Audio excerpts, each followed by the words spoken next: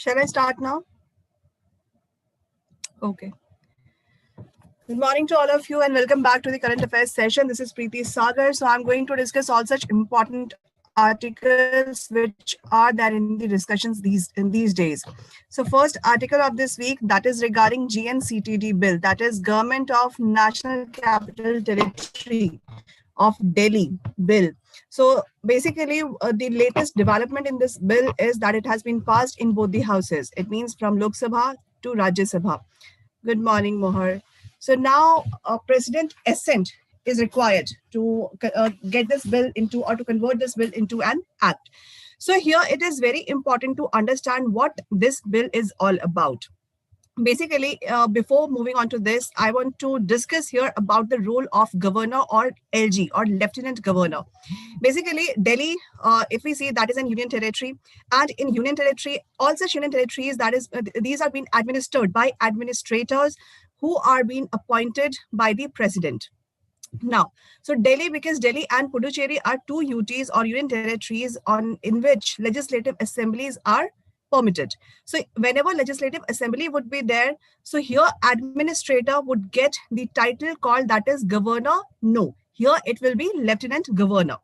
So this lieutenant governor, that will be head of the not the government, but the governance, you can say. And this is a titular head. So president, if I say in case of center, and governor or LG in case of state or UT, so they are title, not the real head. They are nominal executive, not the real executive. So here, so governor's role is important, or lieutenant governor's role is important in case of state or UTs whenever any bill needs to become an act. So in this situation, your government's role, governor's role or LG's role becomes important because after his assent, that bill will become an act. Another things are what? That he is head of the executive, nominal head of the executive. It means all such decisions will be taken on his name. Okay.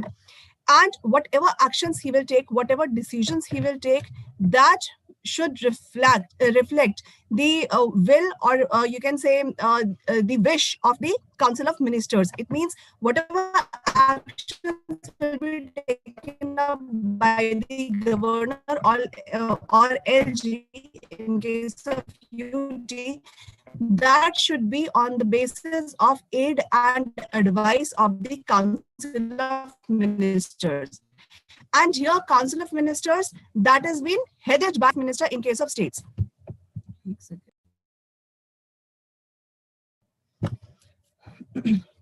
Okay, so this issue is not new regarding the tussle. Governance states is similar. Yes, exactly. That is the only head, the name of the title. Okay, LG would be in case of UT and governor would be in case of states. So they are basically head of the states. Okay, not head of the government. Head of the government who will be there? That is Prime Minister in case of center and Chief Minister in case of states, or Chief Minister in case of UT having legislative assembly. Okay, so LG and this LG or governor, that is what? That has been appointed. This is an appointed office, not an elected one. Elected kaun sa hoga? That is Council of Ministers and all such ministers who are working and who are there in the assembly. Okay. So he is what? He is an appointed one. And appointment of governor or LG would be taken place by president on the basis of council, on the basis of the advice of Council of Ministers headed by Prime Minister. ठीक है, यही होता है. Now, in case of Delhi, if I say, so there is a tussle. Tussle, what kind of tussle it is there? Tussle between the government, the elected government or elected representatives, and appointed body, that is called lieutenant governor. We have seen in the case when Aam Aadmi Party government was there, when for the first time they got appointed. And from there only such tussles we have seen in case of decisions. Okay, in case of any passage of bill, in case of any decisions, whatever executive has to be taken. So here tussle in the sense a clash in the decision making was seen. And governor in case of state, or LG in case of UT, what we know about that, they can reserve any of the matter, they can reserve any of the bill which they feel so that it is required to get discussed in the parliament, or it should be it should go in the eyes of prime president. है ना? That is there. So reservation of bill, that is the discretion power of governor or LG in case of UT. Democracy, whenever any matter regarding any bill that Delhi government wanted to get passed, so here some blockage has been seen in case in the what's say in the form of governors or LG's clash of viewpoint. Okay. So here, what happened? This matter went to the Delhi High Court, and where this court gave its judgment or its statement that LG's discretion is there, that where whatever bill it wants to get reserved for the further discussion or to go in the eyes of president, it can. But here it also cleared that it doesn't mean every matter should go to the parliament for its discussion. It means reservation of bill, that is discretionary power of LG. Okay.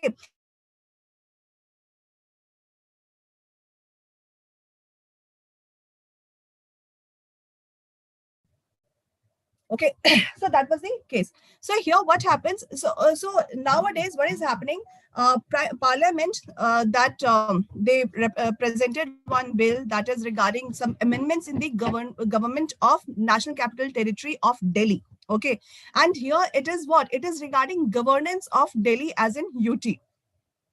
So it has been passed, as I said, from Lok Sabha, then it has went to Rajya Sabha, and it has also been passed. But what is the matter? Why such tussle is being going on? Why such so many discussions are going on? So we'll discuss about all such details. Basically, what all new provisions are there, which is said to be a bone of contention in the governance of Delhi.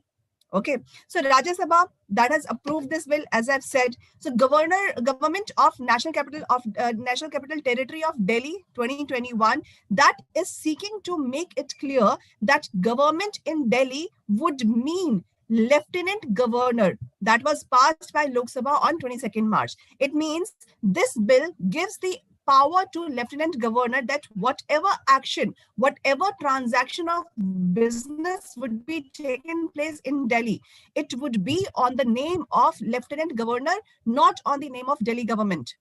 समझ में आया? What is the meaning of this?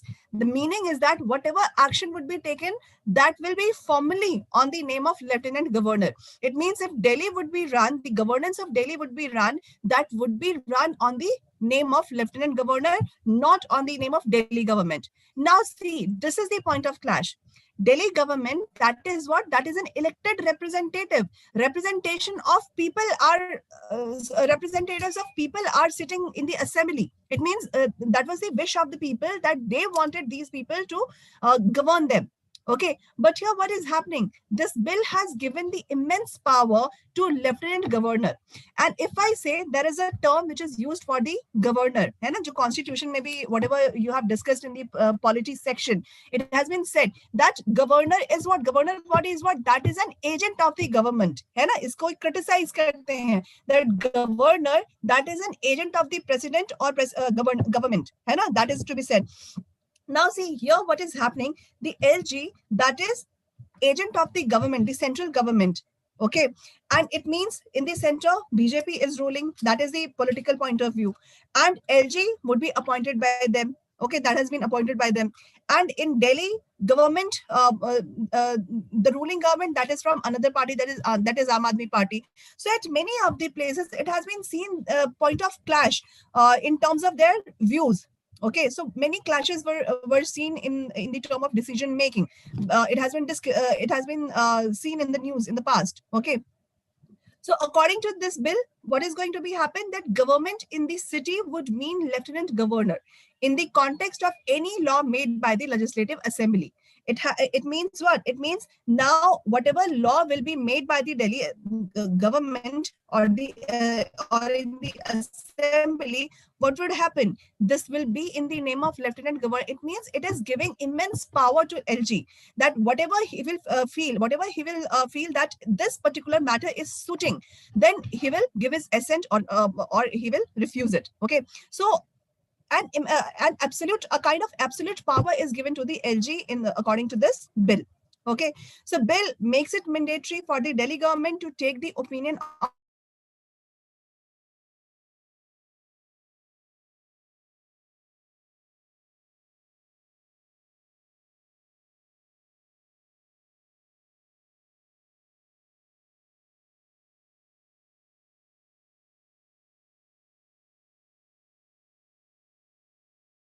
So here, what is the change that has occurred according to this bill?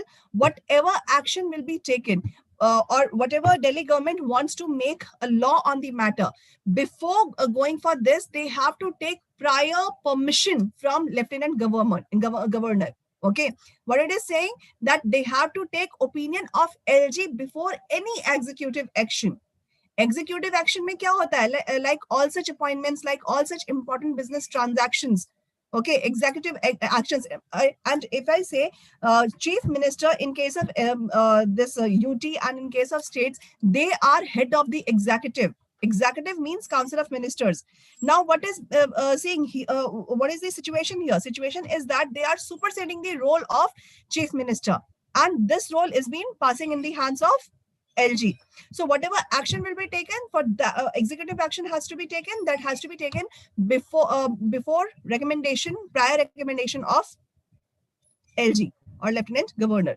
So according to the proposed amendments, Section 21 of this Act, that is dealing with the restrictions on the laws passed by Legislative Assembly with respect to certain matters, that is sought to be revised to clarify that expression government referred to in any law to be made by the Legislative Assembly shall mean the Lieutenant Governor. Okay, so that is the meaning of this. So it will be on the name of Lieutenant Governor, and Lieutenant Governor is the sole authority to give its recommendation, prior recommendation. Okay. So what this bill is saying all about? So in the statement of objects and reasons section, Center claims that amendment bill seeks to give effect to the Supreme Court's interpretation that it further defines the responsibilities of elected government and the Lieutenant Governor in line of constitutional scheme. So what is the constitutional scheme? Constitutional scheme is saying that LG or governor, they are having discretionary power. These discretionary power, these are situational, and they have wider discretionary powers. So wider discretionary power is what it means. Whatever they, if LG or governor, they thinks that any particular matter is so important that it should get discussed in the parliament, that it should get be presented before president. President ke paas jayega, what president will do? President will give this matter to be discussed in the parliament, or it will give it to it will ask parliament to give it to any committee or select committee. That happens with whenever any bill is being resolved. So because this kind of situation has been arised in the past. Okay, so this is the constitutional scheme on which government is going on in UT and states. So among the major proposed amendments, one makes it explicitly clear that the term government in any law made by the Legislative Assembly shall mean LG, and essentially gives effect from Lieutenant Governor Najib Jung's 2015 assertion that government means Lieutenant Governor of NCT of Delhi, appointed by President under Article 239 and designated as such under Article 239AA of the Constitution. As I've said, that during the first regime of Aam Aadmi Party government, what happened? The then Lieutenant Governor, that was Najib Jung. So then some clashes has been seen. Okay, regarding executive actions taken by the government and his assent, LG's assent on that matter. So, so this kind of issues we have seen, and he asserted on this that government here in Delhi means what? Means what's a Lieutenant Governor of NCT, okay, which has been appointed by President. It means he asserted on this that governor should mean Lieutenant Government. sorry, government should mean Lieutenant Governor in case of NCT of Delhi. Okay, so bill adds that LG's opinion shall be obtained before the government takes any executive action based on decisions taken by the cabinet or any individual minister. So whatever decision has to be taken by council of ministers as a whole or any individual minister, so that has to be they have to take permission, prior permission from the lieutenant governor. So this issue is not new, as I've said. So during 1991, this act has came. Okay, so Delhi's current status as UT with Legislative Assembly is an outcome of the 69th Amendment Act, through which Article 239 AA and 239 BB after 69th Amendment Act, these articles has been added in the Constitution, and according to this, Delhi has given a UT status. Delhi was having an UT status, and it was given Legislative Assembly. Okay, so this GNCTD Act that has been passed simultaneously to supplement the constitutional provisions that is relating to the Assembly and the Council of Ministers in the national capital. For all such practical purposes, this Act outlines the power of the Assembly, discretionary powers which are being enjoyed by the Lieutenant Governor, and duties of Chief Minister with respect to the need to furnish information to Lieutenant Governor. Okay, so it has given another wider power or discretionary power, widened discretionary power to Lieutenant Governor in this bill. And Chief Minister, duties of Chief Minister with respect to the need to furnish information. It means it has made mandatory for CM that he has to furnish all such information regarding any executive action to the LG. Okay. So, so that has been taken place during 1991 Act, that these such has to be these are such mandatory rules. Okay, so decision of the constitutional bench. Actually, what happened, as I've said, during 2015, Najeeb Jung's issue that was in the discussion, and in 2018, a verdict came, and according to that verdict, what happened? 5-judge bench that held this verdict, and they held that LG's concurrence is not required on issues other than police, public order, and land. Acha, tell me why only these 3 issues has been reserved for the LG's matter or LG's exclusive matter. Tell me about this. Why these 3 things has been taken or has been said by the Apex Court that LG has to be LG's concurrence would be on these matters, not on all such matters. Batao.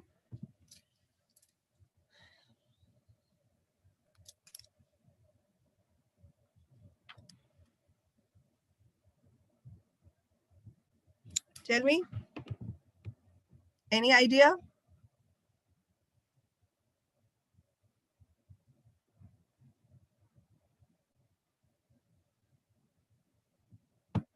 These are being controlled by central government. नहीं, common things तो नहीं है.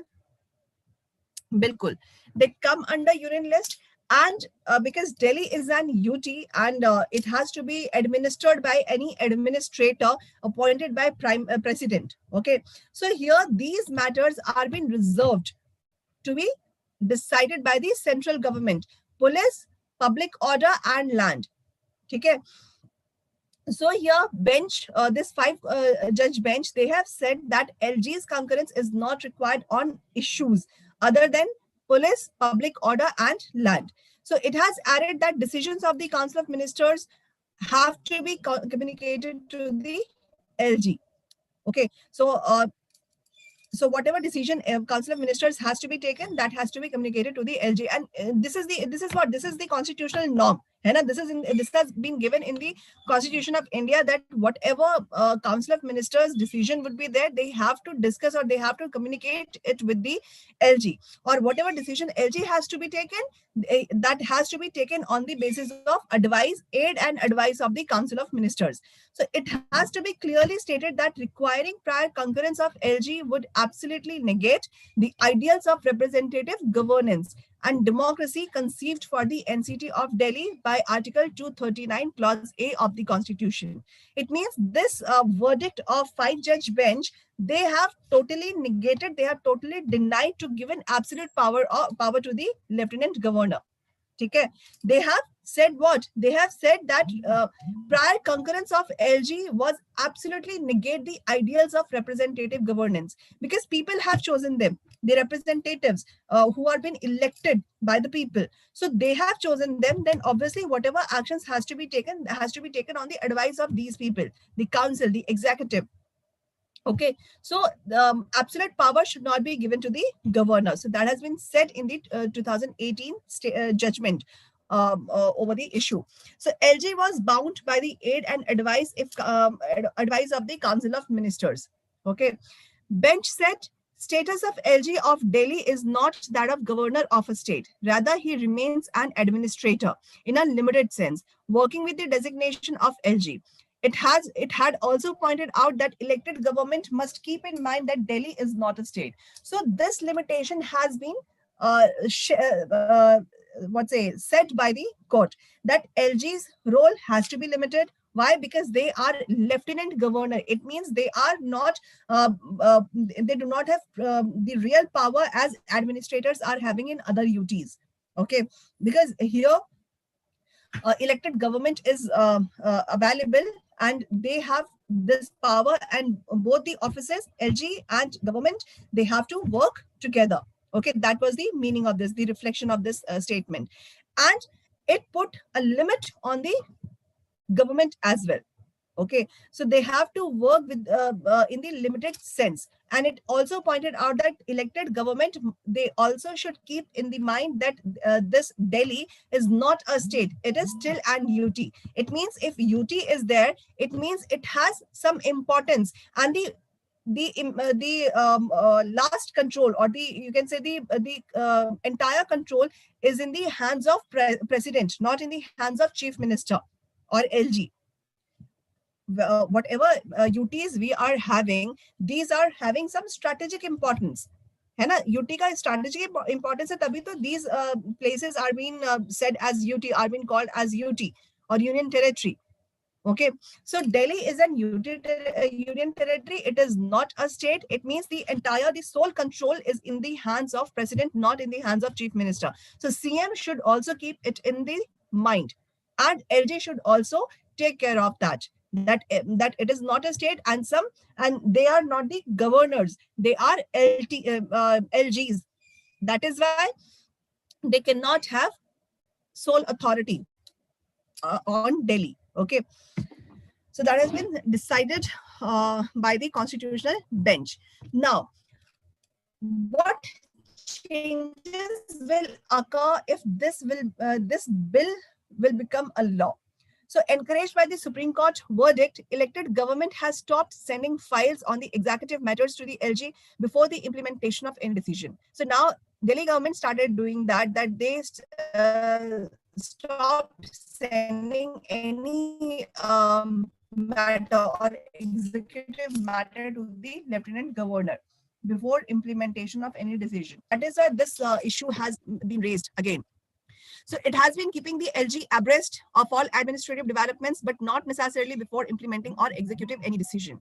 So amendment, if it will be cleared, then it will force elected government to take LG's advice before taking any action on any cabinet decision.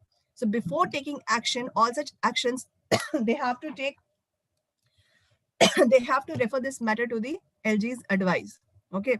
Bill seeks to add a provision in the original GNCTD Act of 1991. Basically, this government, government of National Capital Territory of Delhi, that came in 1991 regarding its governance. Okay, so provisions in the GNCTD 1991 Act that will bar the assembly or its committees from making rules to take up matters concerning day-to-day administration or to conduct inquiries in relation to administrative decisions. It means all such decisions, all such matters, now they have to refer it to the lieutenant governor. So it is taking away the power of government, elected representatives. Okay, so this assumes significance as 70-member assembly, that is Delhi. In Delhi, 70-member assembly it is there. So where Aam Aadmi Party has as many as 62 MLAs, has multiple committees examining matters ranging from rights to environment. Okay, so all such committees, they are working on the different matters with 62 MLAs. Okay, so it will be, now it will have significance, it will impact all such elected representatives or elected members of the legislative assembly. Okay, so now LG, what are powers given to the LG? So LG, they does have power to refer any matter over which there is any disagreement with the elected government to the president under Article 239, clause double A, subclause D. Okay, so this 239 double A, that has been added by 69th Amendment Act. Okay, 69th Amendment Act in 1991. And this Article 239 double A, that gives power to the Lieutenant Governor, that they can reserve any matter on which let's say disagreement arises with the elected government, then they can refer this matter to the president's advice. Okay, so Delhi Law Secretary in 2019 written in an internal memo that elected government cannot use Supreme Court verdict to keep the LG in dark about its decision, as that would prevent him from taking informed decisions on whether to invoke Article 239 subclause double A, subclause D or not. It means if on the basis of Supreme Court's decision, if elected body or elected government would as they have stopped sending all such matters to LG, so now what will happen? It will give some impact, it will give some effect in the changes in the Article 239 double A. Okay, so Supreme Court has said that has also said that categorically pointed out that LG should not act in a mechanical manner without due application of mind, so as to refer every decision of the Council of Ministers to the President. Okay, so they should not work in the mechanical manner. It means they have to apply their brain in taking decision. Okay, any executive decision. Okay, and they can refer any matter or any decision taken by the Council of Ministers to the President. But what High Court has said, they have said that any matter doesn't mean every matter. Okay. So, these are some tussles which have been going on basically. So here provisions of this act, these are having some questions from the government side, and LG, according to this act, are being given some powers that they can refer, they can preserve. Government has to take all such executive decisions prior recommendation of LG. Okay, so they have to ask LG, they have to take his advice before moving on to any executive decision. And why this happened? Because after Supreme Court's judgment on 2018 verdict, what government started doing? They started they stopped sending all such matters to LG. Okay, they started taking their own decisions. That is why Delhi, central government, they came up with this bill. They presented this bill in Lok Sabha, and it has been passed by the Lok Sabha as well as Rajya Sabha. So now it has to be sent for the president's approval, president's assent. Okay, so I hope it is clear. Any questions in this, you can ask me.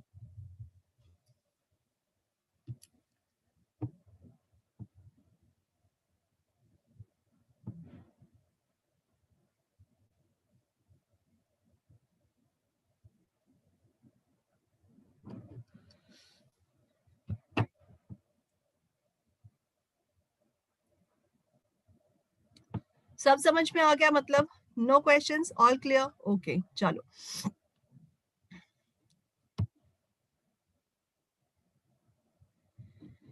Now, next article, that is about Parliament passes National Bank for Financing Infrastructure and Development Bill. Now see the name. What is the name of the bill? National Bank for Financing Infrastructure and Development. It means a body has to be created. That body will finance all such infrastructural projects.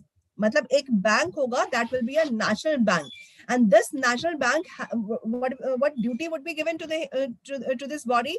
The duty would be to finance infrastructure. Okay, so that bill has been passed in the parliament. So parliament has passed National Bank for Financing Infrastructure and Development Bill 2021 after Rajya Sabha approves it, and bill was passed in Lok Sabha on 24th March itself. It means it has been passed by both the houses. So what all are provisions in this bill? So this bill is seeking to establish a national bank for financing infrastructure and development to support infrastructure financing across the country. अभी क्या होता है in case of any infrastructure development project has to be given, so we create some special purpose vehicle, है ना? Some funding are being given by the central government, then some funding are being given by the state government, then the remaining funding are being given by the special purpose vehicle. Okay, so now what will be there? If this body has to be set up, so after setting up this body, they will now finance all such infrastructure development project. Now question arises, how they will do that? So this provision is also there that they will get funds from different bodies, different organizations, and those funds will be deposited, and they will further give these funds to give this funds for any development or infrastructure development. Okay, so this NBFID would work as a principal development financial institutions, that is DFIs, and it includes development of bonds and derivatives markets which are required for infrastructure financing. So they will work on the basis of bonds, issuing bonds and derivatives, and on that basis they will provide funding to the for the development. So it will set up as a corporate statutory body. They have authorized share capital of 1 lakh crore rupees along with financial and developmental objectives. Guys, give me a second.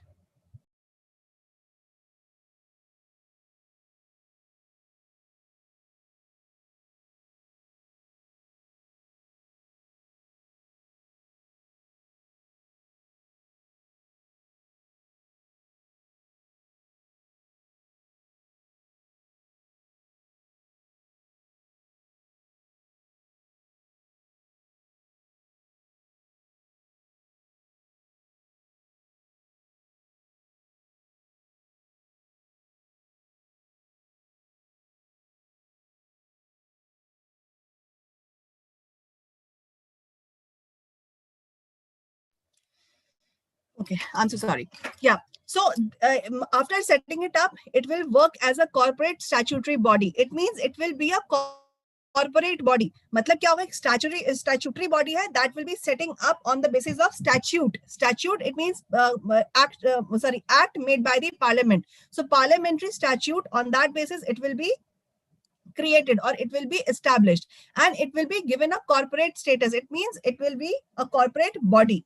Okay, it means corporation of many bodies. That is the meaning of corporate. Different organizations and bodies, they will provide funds. Okay, so that is why it will be given a corporate status or corporate statutory body. Okay, so it will have authorized share capital of 1 lakh crore rupees along with financial and developmental objectives. And they will act as a catalyst for the ecosystem of infrastructure funding. And they will answerable to the parliament. Okay, because they are being established, or they have to be established on the basis of act of the parliament. So that is why they are going to be answerable to the parliament regarding all such their fundings, all such their seedings for the fund seedings. Okay, for any project. So that will be managed by chairman and a board nominated professionals who will be appointed by the government. Okay. Shares of this body can be held by central government, financial institutions, pension funds, insurers, multilateral institutions, banks, sovereign wealth funds, and other institutions which are being prescribed by central government. So these are what these are. This body is what? This body is corporate. Okay, of all such bodies who are going to seed their funds in this body, and this will be further give. This will further give funds for the infrastructure development in the country. Okay. So that is the this is all about this bill. Okay, how they are going to work, what all provisions are there. Now, what are the objectives of this bill?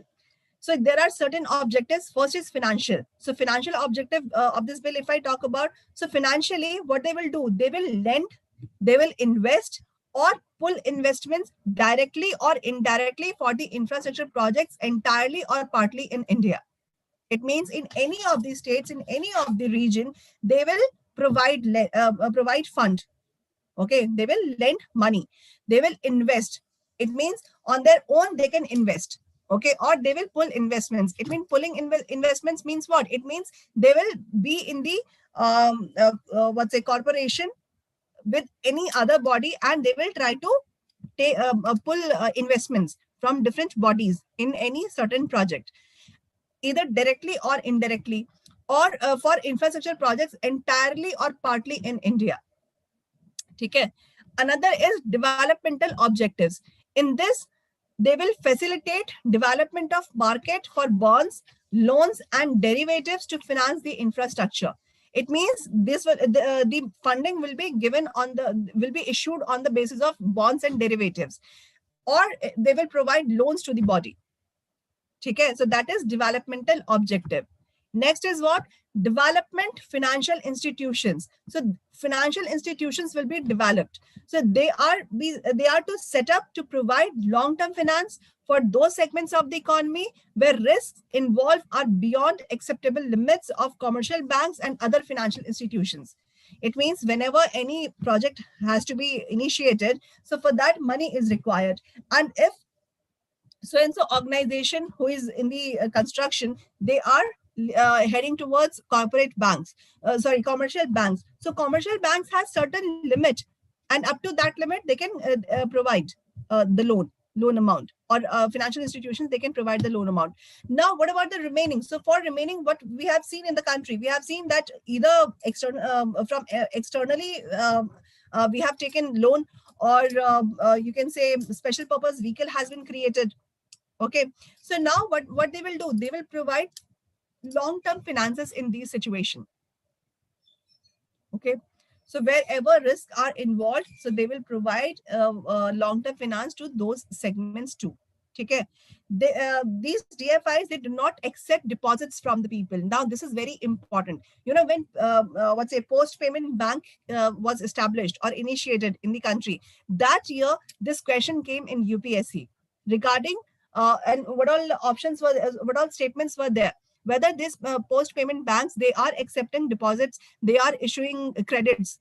Okay, these kind of questions they asked, these kind of statements they framed basically. So here this is very important to understand, this is very important to know, to remember that they do not accept deposits from the people. It is a bank, but this bank will only work on the basis of corporation of these many financial institutions, government bodies. And this bank will provide loans, bonds, or issue bonds or derivatives to those people, or to those organizations who are going to be who will be involved in the infrastructure development. Okay, so they do not accept deposits from the people, remember. Instead, they source funds from the market, government, and multilateral institutions, and they are often supported by government guarantees, because they are answerable to the parliament, they are created by the government, so they are supported by the government guarantees. Okay, any questions in this?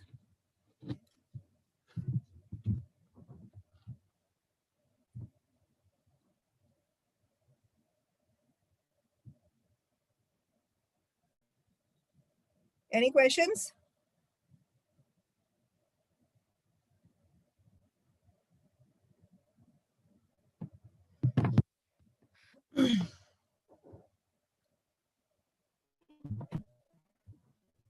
No questions.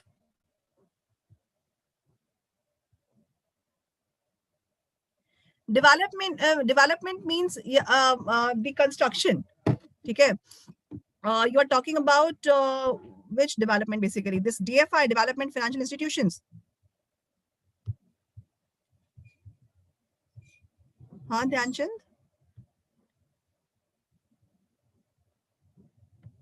objective में अच्छा ठीक है, I'll go to it. Development objective, okay. So in this, what is the objective? Objective is the construction, or objective is the infrastructure development. Okay, so in this they will finance, because infrastructure development has to be taken place. So what they will do, they will finance those people or those organizations who are going to involve in this construction. ठीक है, अब finance कैसे करेंगे? So these are such objectives that they will finance on the basis of issuance of bonds, on the basis of loans. ठीक है. So for the infrastructure financing, they are having all such provisions.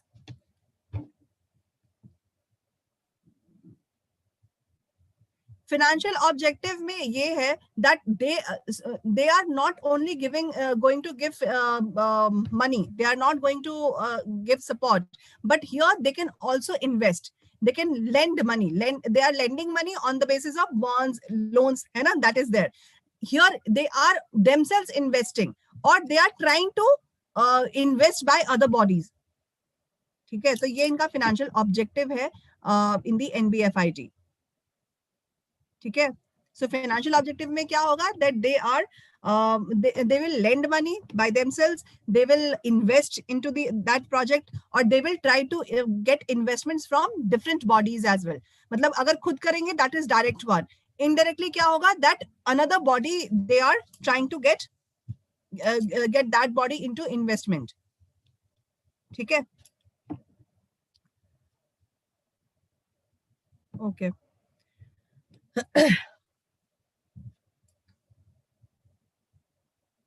ठीक है.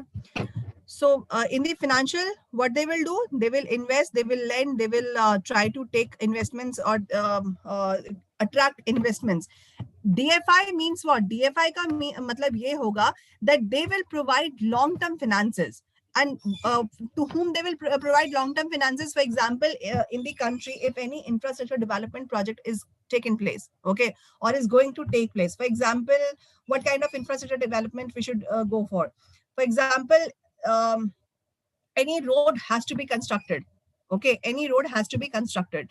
So only example I'm giving you. Okay, so what they will do, what we have right now, we have central government share, we have state government share, we have another special purpose vehicle, and under this special purpose vehicle, what is happening? Basically, different bodies, they come up and wait, Dhyanchand, एक second.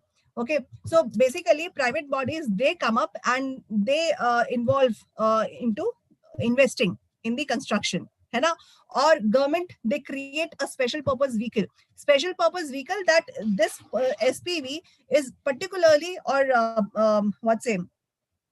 particularly they will provide fund for the infrastructure development. Okay, so for that only this SPV will work. अब देखो, we have seen that for such constructions, state government and central governments, they take loans from World Bank, they take loans from different institutions, and that happens. So just to prevent that, if loan they are taking from external market, then what is happening? The burden of loan is getting increased. They have to give it to those external bodies. If they are trying to get private shares, then what will happen? Whatever private money they have taken, they have to give it back to them. Okay, on the basis of tolls collection, on the basis of BOT model, different models are there. I'm just giving you an example of this.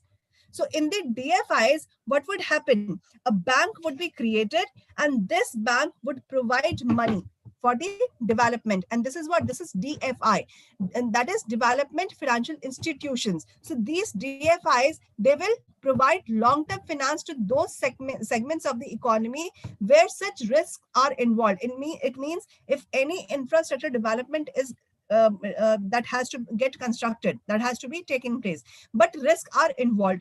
Okay, so no such people or no such bodies, they are investing their money. Then what will happen to that project? So here, these DFIs, they will provide long-term finances to them. Okay, and we have seen that commercial banks, they have certain limit to provide loans.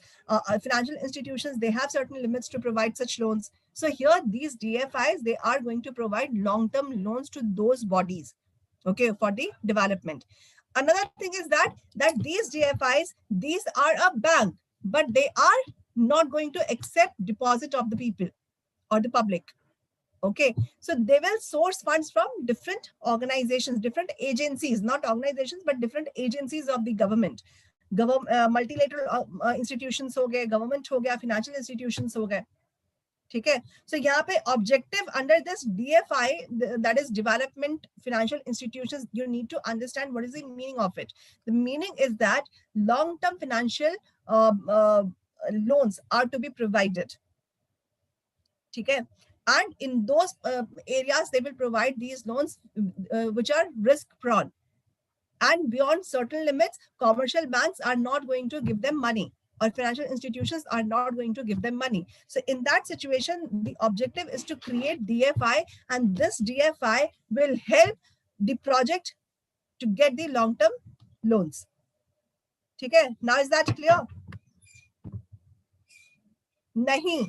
Here it has been written that all such infrastructure development, either it has to be entirely constructed in India or partly in India.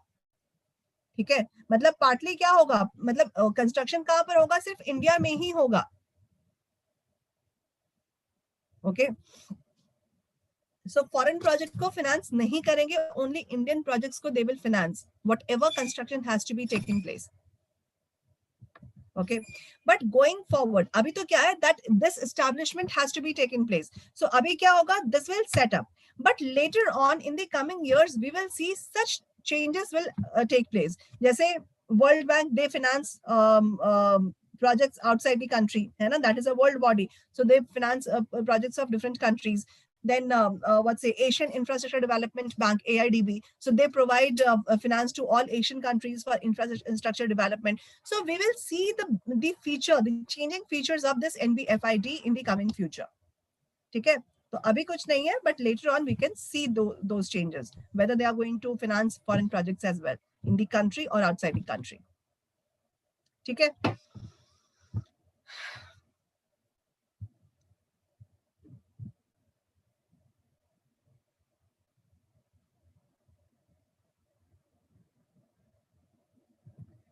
Now, no doubts? Any doubts in this? Okay, thanks guys. Chalo. Next article, that is about TB report, tuberculosis. Okay, so this India's TB report 2021 that has been published recently, and according to that, India has been reported a 25% year-on-year fall in registration of tuberculosis cases in 2020. It means cases are falling, okay, by 24%. That is an average, what's say, cases. So 24% loss has been, or fall in the tuberculosis registration cases has been seen in 2020. So in the midst of COVID-19 pandemic led disruption and lockdowns, estimated 18.05 lakhs TB cases were registered in India. And according to this report, between January and February, registration has been increased by 6%. Okay. अब TB, this is a bacteria borne disease. ठीक है, TB क्या है, एक bacteria borne disease है, and in this what happens, the lungs get choked basically. So later, National Tuberculosis Elimination Program that has closed gap on missing TB cases. Up now see if these 24% year-on-year fall has been seen in the registration of cases. So whether these are real or people did not reach to the hospitals for registrations or for treatment. So that is the concern, okay, real concern regarding this decline. So National Tuberculosis Elimination Program, they could not provide their report on this because of missing TB cases. So by December, 11% more cases were reported as compared to April in 2020. Report further highlighting 24.04 lakh cases are being reported in 2019, and among which treatment success rate was 82% and mortality rate was 4%. So according to this report, 4% of patients were lost in follow-ups, while treatment failure and regimen change accounts for about 3%. So what is the crux of this report? Crux is that tuberculosis cases are very much in the country, and because of lack of facilities, or you can say because of COVID-19 lockdowns and all such disruptions, what happens, people could not reach to the hospitals, they could not register themselves regarding these cases. Okay, so a short fall has been seen in the registration of all such tuberculosis cases, and according to the 2019-20 data, we have seen that cases has been increased. Okay, cases are being increased.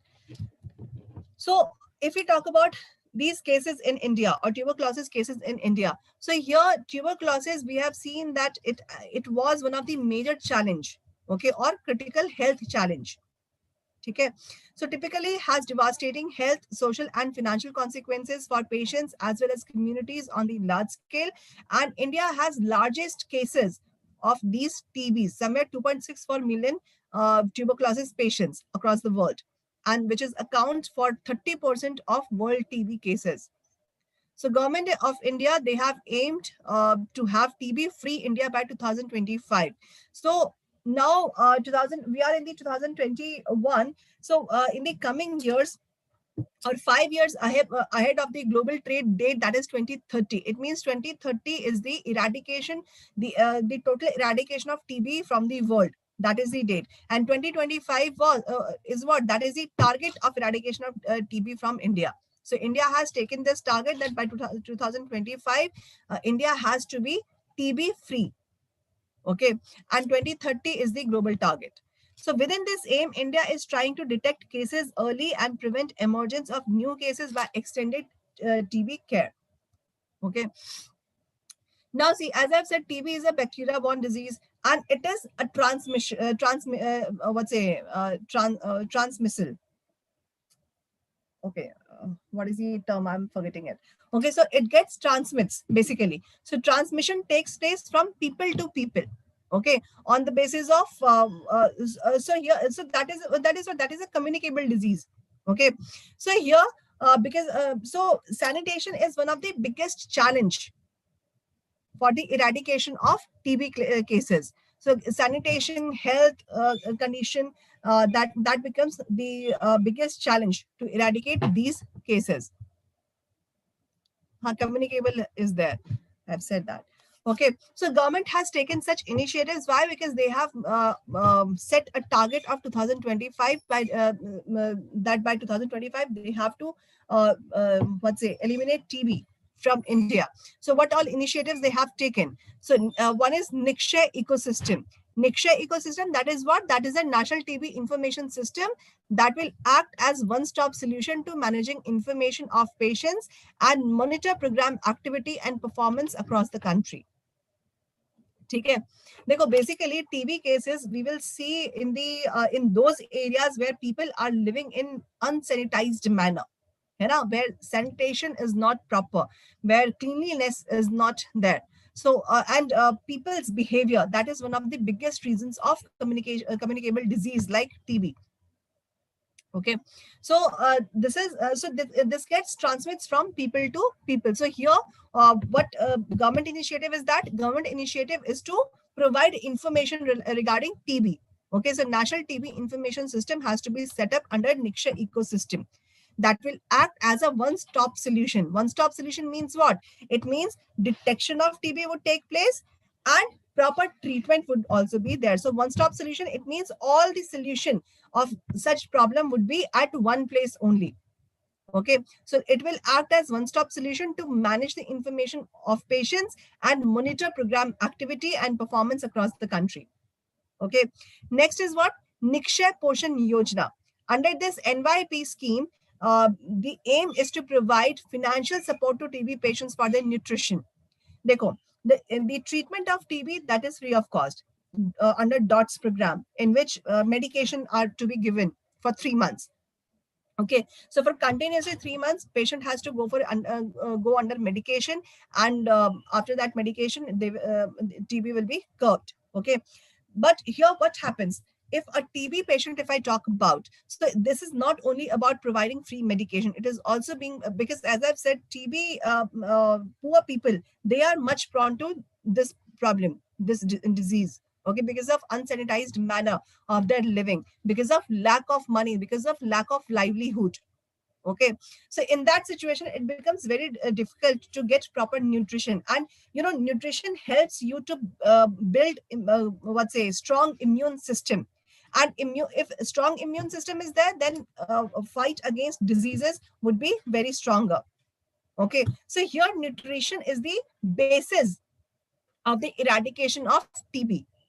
So here NYP scheme has been launched with the aim of providing financial support to those TB patients for their nutrition. Okay, so it is under nutrition program that, and here food would not be provided, but money would be provided, financial support would be provided to the patients. ठीक है, इस चीज को याद रखना, यहाँ पे क्या है, food articles are not being given, but money is being given. Okay, then TB हारेगा देश जीतेगा campaign. So here in this campaign, it is an educational campaign. Okay, educative campaign. So here this campaign has been launched in September 2019 with highest level of commitment to eliminate TB. So campaigning means what? Campaigning just to aware people. Okay, awareness. And on the basis of awareness, they are going to provide their long-term commitment or highest level of commitment regarding eradication of TB. Okay.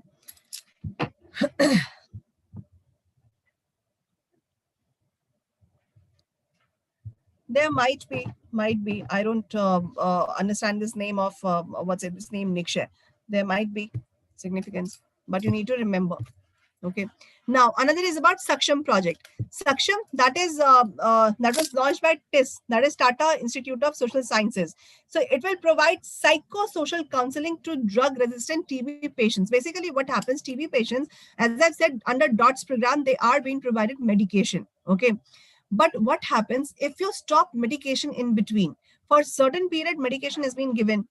But if you you start recovering, TB patients, they start recovering after the initiation of this medication. So what they do, they stop medication in between. And because of stopping of medication in between, a resistance start creating. So whenever they go for second round of medication after the occurrence or recurrence of this problem, this TB disease, then what happens? Because of stopping of medication in between, a resistance has been created in the patient's body. So here, such counseling is required of those patients. So this will be done under Saksham project. So this project, which has been launched by TIS, and TIS will provide psychosocial counseling to drug-resistant TB patient. Okay, so here people awareness is also required to go for proper medication from start to end, so that resistance should not get created. If resistant would be there, then obviously whatever medication of TB is there, that will not suit, or that will not be suitable for the treatment of the patients. So here in that case, what happens? Death rate starts increasing because of resistance, okay, or drug resistance, you can say. So these programs, these initiatives are there. What you need to remember, you need to remember all such programs, what is the meaning, what they are providing under these programs, and the target of eradication or elimination of TB in India. Okay, that is 2025 as compared to 2020 of the world target. Okay, any questions?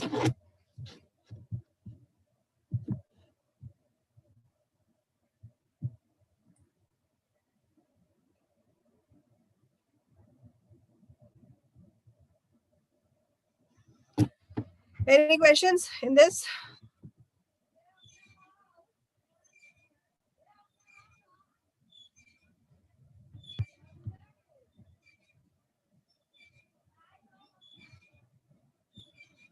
Sure. Moving on to the next article, that is about Poshan Pakhwada. That is being celebrated from 16th to 31st March. Now this Pakhwada means what? It means certain days, Okay, certain days dedicatedly are being given to celebrate this nutrition program. Poshan means nutrition. Okay, so this Poshan Pakhwara that has been celebrated by Ministry of Women and Child Development.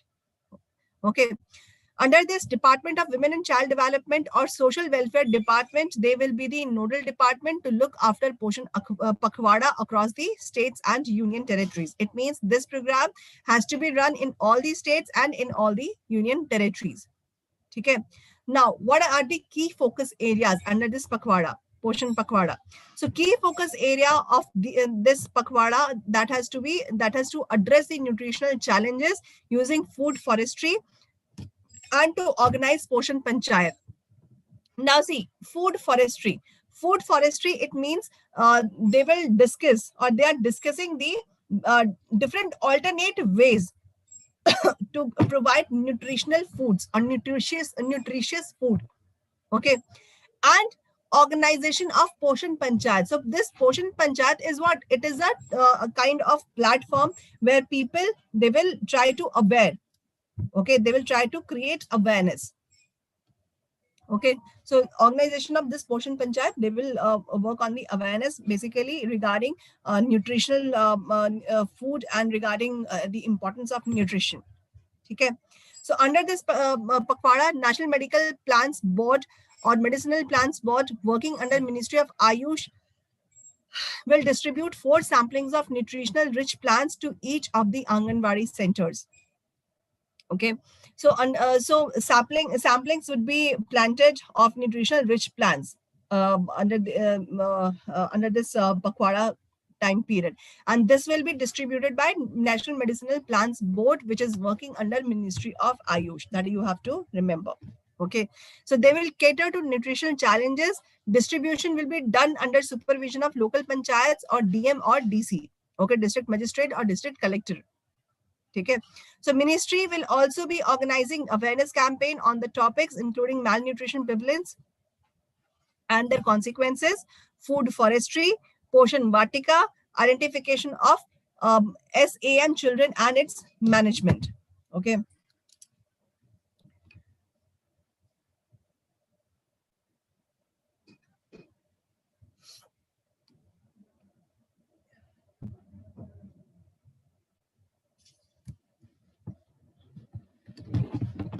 So basically, this program is regarding creating awareness or about nutritional food. Okay, providing nutritional food and people's participation in this basically. So people's participation, how they will, that means severe acute malnutrition,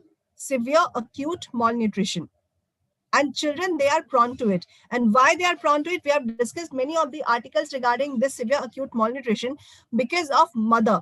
And why? Because of mother, because mother, they get married at early ages and they are themselves lacking in many nutrition. Okay, they are anemic, so they are transferring these diseases to their children. So in that situation, severe acute malnutrition occurs in the body of children. Okay, Mohar. So awareness campaign would be there under this Pakhwada, and this campaign would discuss about or would provide awareness regarding the need of nutritious food, how they can get that, okay, on the basis of those samplings given in each Anganwadi centers in each of the villages. Then panchayat, local panchayat would also get involved in this. They will they will emphasize on food forestry. Food forestry means what? That nutritious food they have to go for cultivation, or go for production of nutritious food articles. Okay. Then Poshan Vatika. Poshan Vatika, that will be a place where all such nutritious food crops or food grains will be provided for further production. Then identification of those children who are severely acute malnutritioned. Okay, so they will identify those children and they will work on their development or work on their improvement and management of these centers. Okay, So under this Pakwara, so many programs they have to go for.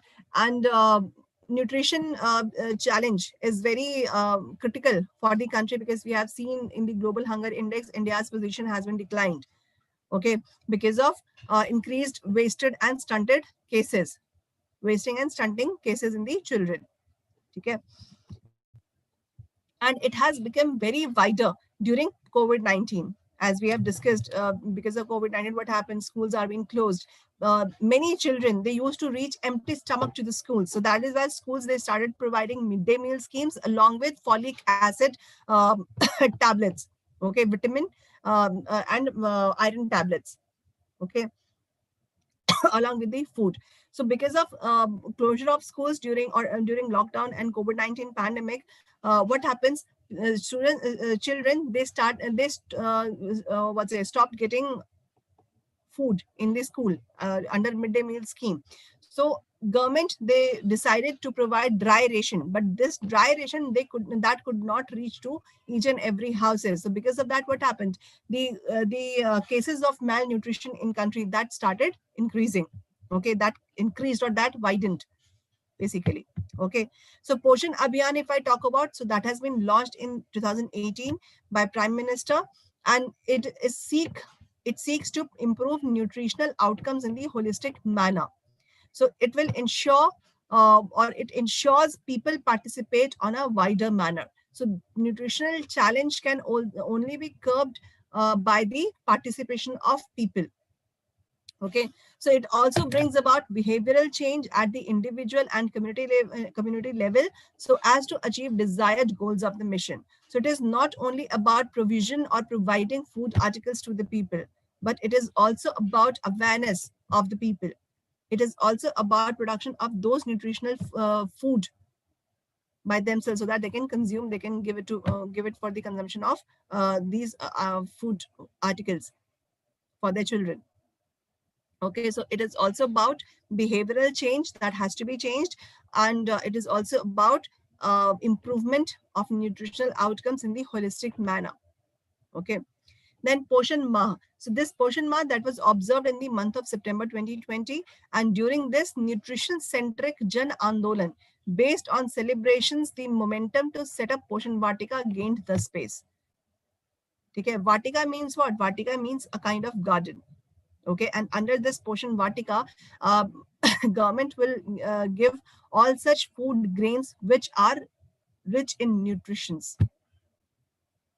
Okay, so following this, somewhere around 10.87 lakh plantation drives were organized in the form of kitchen garden. And yes, another thing is about awareness. So awareness is regarding kitchen garden. So in the kitchen, they will produce all such nutritious food articles. Okay, then this was organized at the Anganwadi level, so that because Anganwadi is that is penetrated in the rural society. Okay, so it has been organized at the Anganwadi level. During this period, Ayush-based interventions also helped in disseminating the knowledge of nutritional practices. So women and child development, they are basically identifying all such people, mother and children who are malnutritioned. And Ayush, they are the implementing agency of this Pakwara or all such programs under nutritional challenges or nutrition program. Okay. Any questions in this?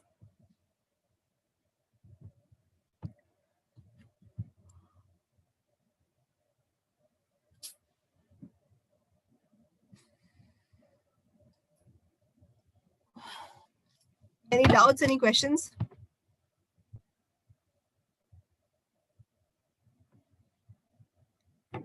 Sure. Next article, that is about post-pandemic job survey in Delhi and what it says on female participation in workforce. Basically, this is regarding women labor force, okay, a labor force participation of women in Delhi.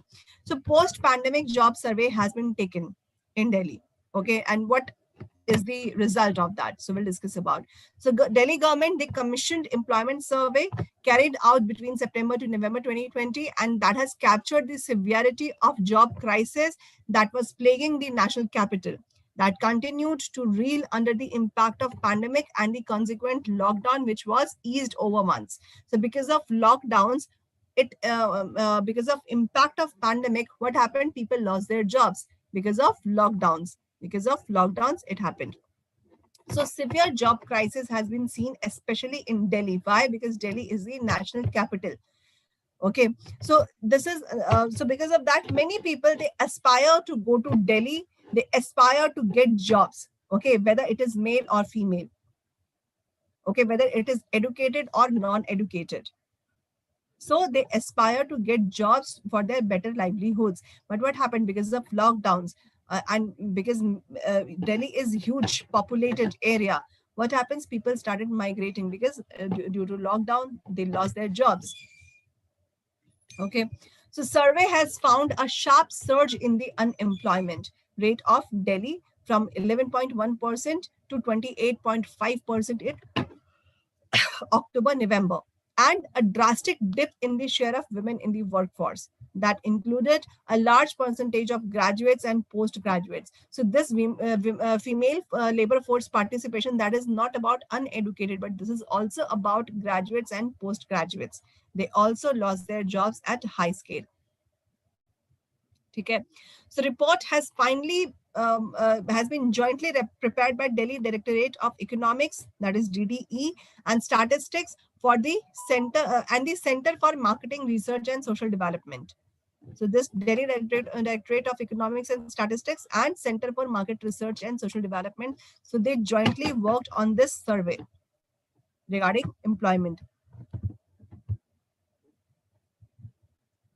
So they found that unemployment rate in Delhi, that was somewhere 11.1% during February, March, or January, February of 2020, and it reached to 28.5% in October, November. So that amounts to a rise of 17.4 percentage points within 8 months, when country went through several rounds of lockdowns and unlock, which left the economy battered.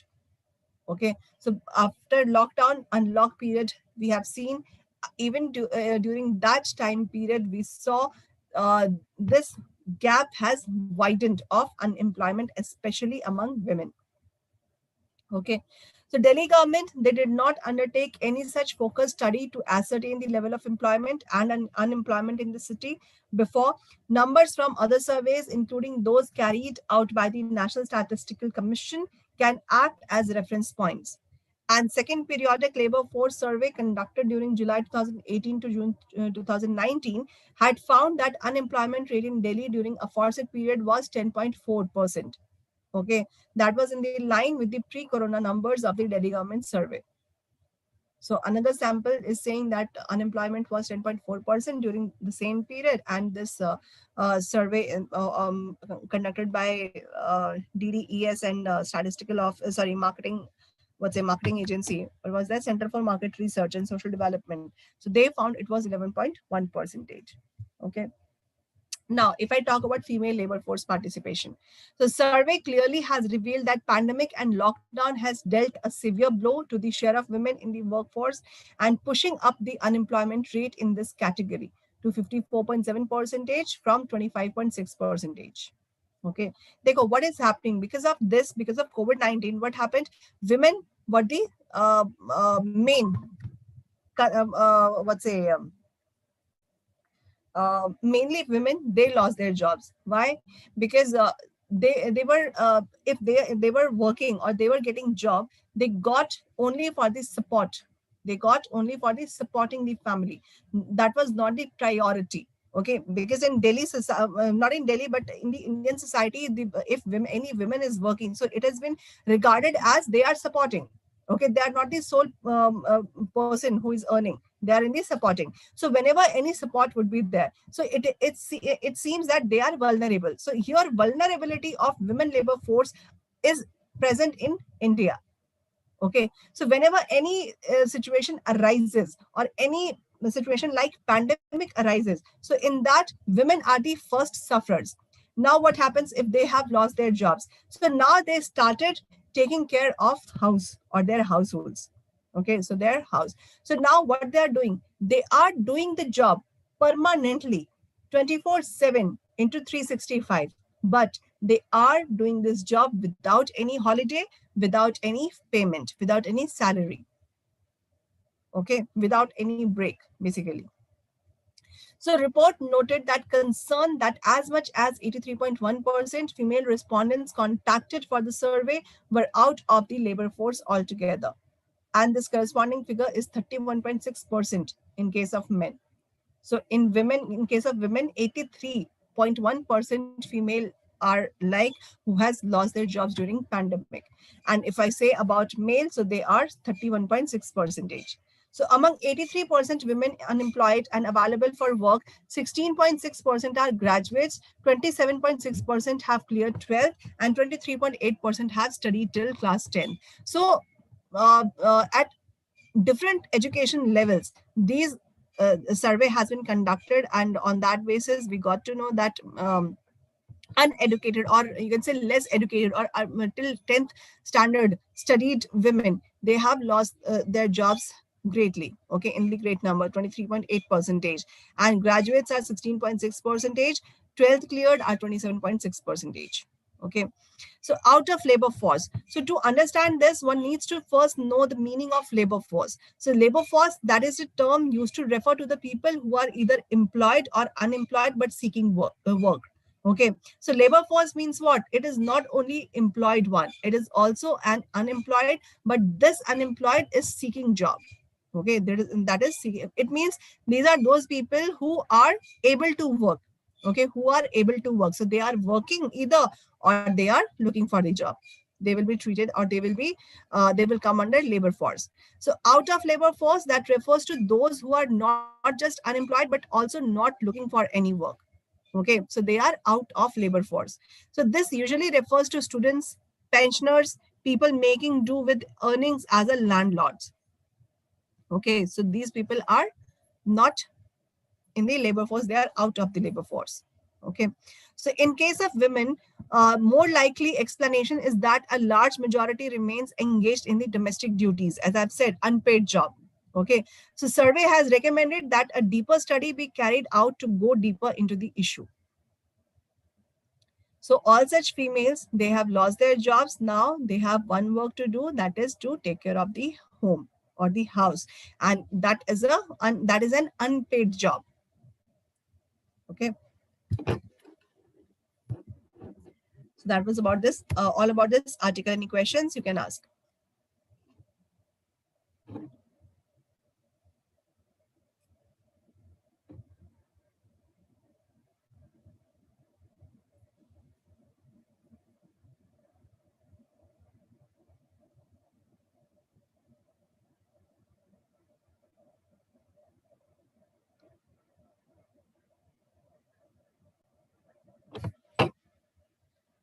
Any questions?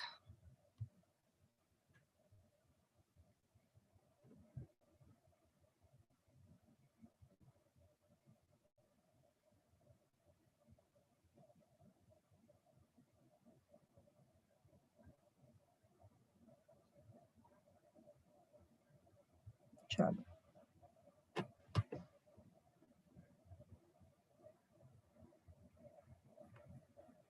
Okay. Chalo. Moving on to the next one. This is about anti-defection law. So when a nominated MP loses Rajya Sabha membership, so what happens? Okay. So actually, basically, this is in the context of a person that was MP Swapan Das Gupta. So he resigned from, that was a nominated MP. Okay, nominated person.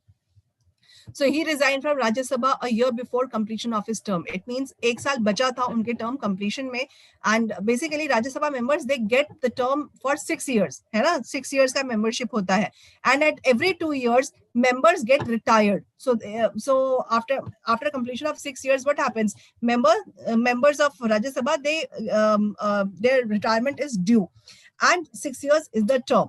Okay, so this nominated MP, he resigned from Rajya Sabha. So TMC MP Mahua Mitra, she raised the notice of his disqualification from Rajya Sabha under anti-defection law after BJP had fielded Das Gupta as its candidate for Tarakeshwar constituency in the West Bengal Assembly elections. Now see, what happens? The issue is that this person, Swapan Das Gupta, he was a BJP candidate, okay, and he was a Rajya Sabha member. Now he was a Rajya Sabha member, and what BJP did, BJP took his name, that this person is the candidate from Tarakeshwar constituency in West Bengal Assembly elections. Okay. So a person who is already a Rajya Sabha member, who is already an MP, now he is going to fight election for MLA. Okay. In that situation, this issue has been raised by TMC MP. Okay.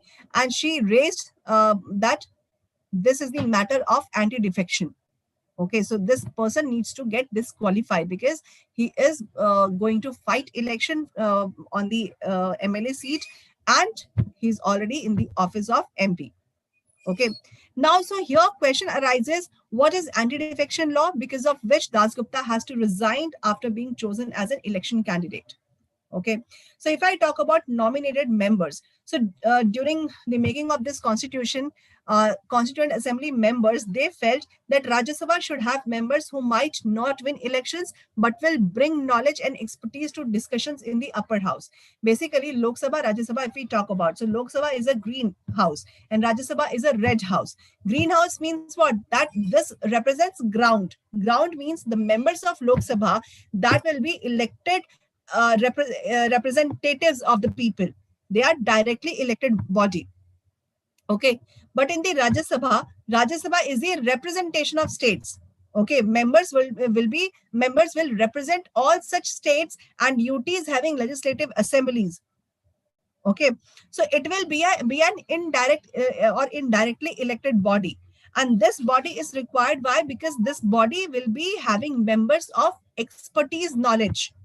Okay, so now if it is indirectly elected, then who will be the members? Okay, people having expertise, knowledge, and people who might have lost their seats in Lok Sabha elections or Rajya Sabha, legislative assembly elections or any elections, or they are having special expertise in any of the fields.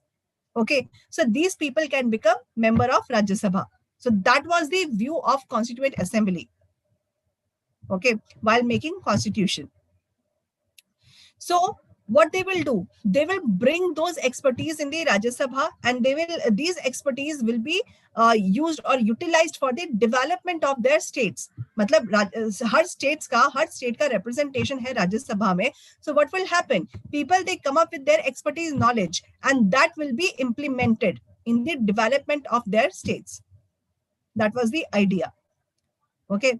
So N. Gopalswamy Iyengar, who was one of the biggest member of Constituent Assembly, he said, and he was a freedom fighter too, so he said that nominated members of Rajya Sabha gives an opportunity perhaps to seasoned people who may not be in the thickest of the political fray, but might be willing to participate in debate with an amount of learning and importance which we do not ordinarily associate with the House of the People.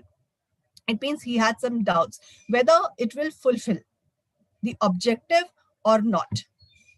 Okay, because these people, they do not have experience being a public figure. Okay, how they will be able to understand the public view. Okay, so he was having some doubt over it. Okay, regarding the role of these members, nominated members, basically. Okay, so it led to Rajya Sabha having 12 nominated members from the different walks of life.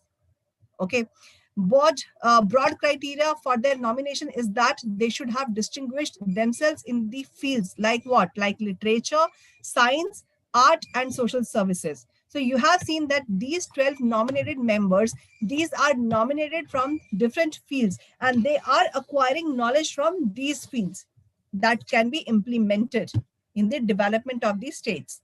Okay, that will be from literature, science, art, and social service. Okay. Now see, if Bollywood actor and actresses, if they are members of Rajya Sabha on the basis of special knowledge.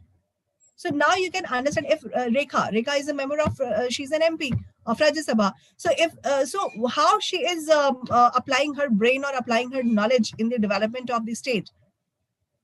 Okay, so that was the question in the minds of N. Gopalaswamy Iyengar regarding their application. Okay, so president nominates such individuals as recommended by the center. Nominated members have same rights and privileges as the elected members, with one notable difference that they cannot vote in the election of president. Because they are nominated by the president itself. So they do not take participation. They do not take participation in the election of president.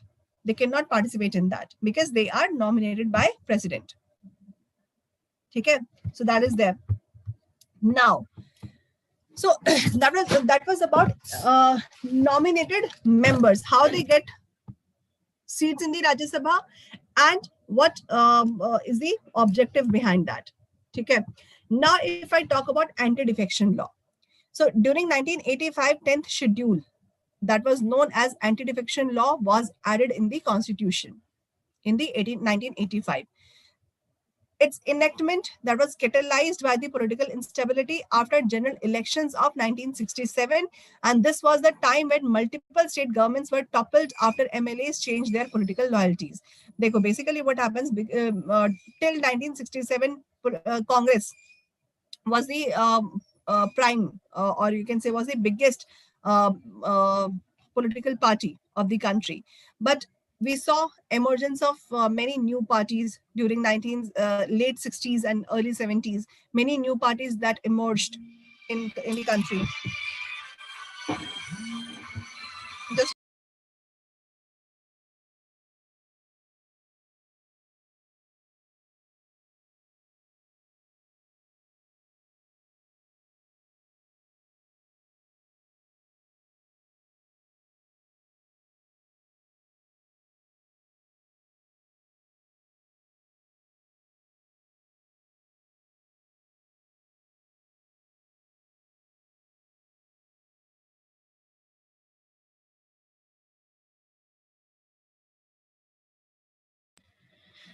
yeah, sorry. So what happens during 1985, this 10th schedule that has been added, and that was the time when during late 60s and early 70s we saw turmoil or political turmoil because of emergence of new parties. And if new parties are there, then what would happen? Because the members of those parties, they are not happy with the Congress or the then party in the parliament or in the country. So what they will do, they will try to form the new parties of their own. They will try to go into the another party, okay, on the favorable terms. So here party changes or political loyalty changes started taking place. So in that situation, it becomes very difficult to control on that. So that is why this anti-defection came. So purpose of this 1985 constitutional amendment, that was to bring stability to the governments by deterring MPs and MLAs from changing their political parties on whose ticket they are elected. Now see, if a BJP candidate, for example, I'm taking BJP and Congress. So BJP candidate is there, and after winning the election, now he wants to change his party and he wants to go into the Congress. Okay. Now see, people, they liked BJP. They liked that candidate because he was a BJP candidate. Okay.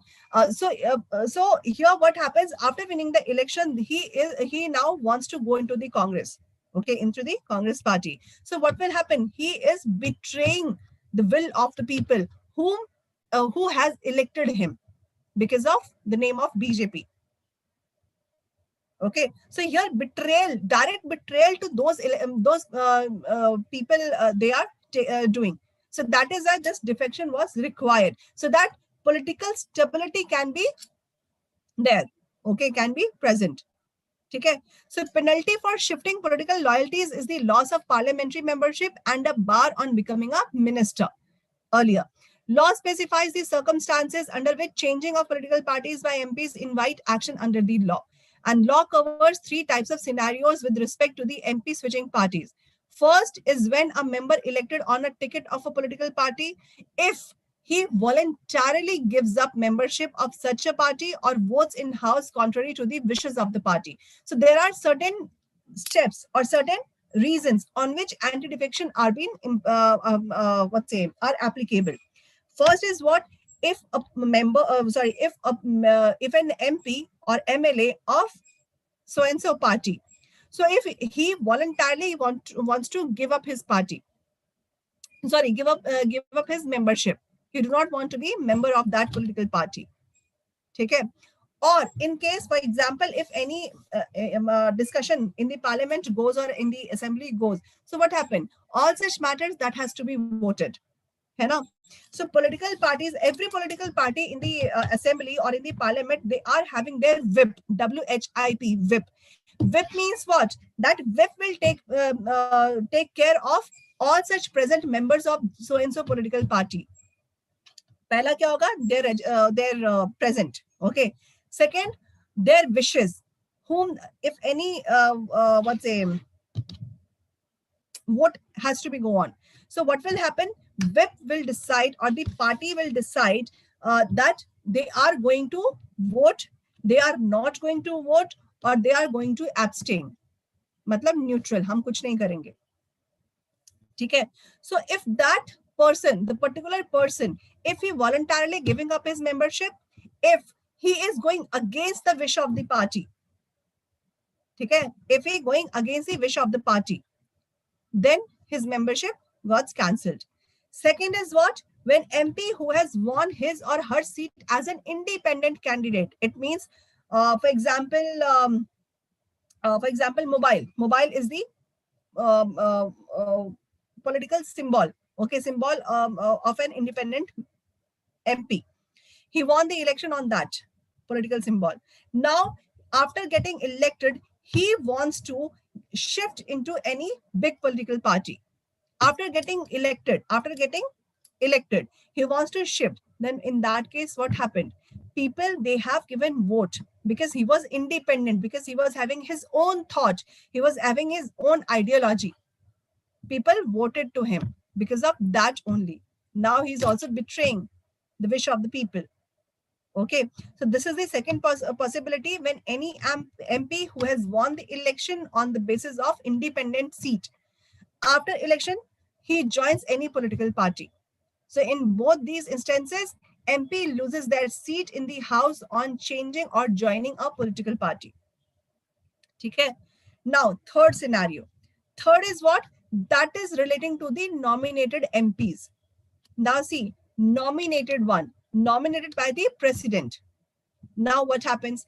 In their cases, law specifies that within 6 months of their being nominated in the house, they can choose to join a political party. Okay. Now he's a nominated one, and he has given 6 months time after his election. Okay, after winning the seat. So 6 months time has been given. Within 6 months time, if he joins any political party, then he will become member of that party. If after expiry of those 6 months, if he joins, then what would happen? He cannot. If he does so, he has to give away his seat under anti-defection. ठीक है? Anti-defection का मतलब क्या हुआ? दल बदल. दल बदल. It means against the wish of the people, whom directly elected representatives they are. ठीक है? In case of Rajya Sabha, what happened? Indirectly elected. मतलब in the election of Rajya Sabha, who all participates? The those people whom we have elected. है ना? So on the so this is indirect wish of us, indirect wish of the people of the country. Okay. So now understand here, what is the case? Why resignation of that person or anti-defection has been demanded by TMC MP? Because he was a nominated member, and before completion of his term, it means he has spent 5 years in Rajya Sabha on the being a nominated member.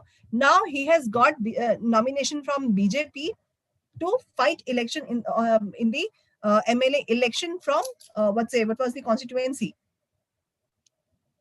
Okay, from so and so constituency. Okay, so in that situation, what happens? Anti-defection is applicable in this case. So time is given so that if nominated MP is not a member of political party, they can decide to join one if they want. But if they do not join a political party during the first 6 months of their tenure and join a party thereafter, then what would happen? They have to lose their seat in the parliament. under anti-defection law. Okay, so that is what has happened in the Das Gupta's case after his nomination of Rajya Sabha in 2016, and he did not join any political party within the mandatory period of 6 months, and his membership was open to challenge under anti-defection law. So that was the case. Okay. Anti-defection law applies only to nahi. Anti-defection law applies to parliament and legislative assemblies. Okay. Lok Sabha, Rajya Sabha, Assembly, Council हर जगह पे लगेगा. It is applicable everywhere. But this is the case of Rajya Sabha. That is why I am discussing here. This is the case of Rajya Sabha.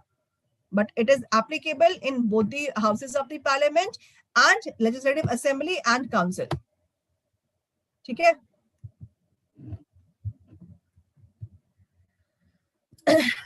Understood this anti-defection law. There are certain provisions.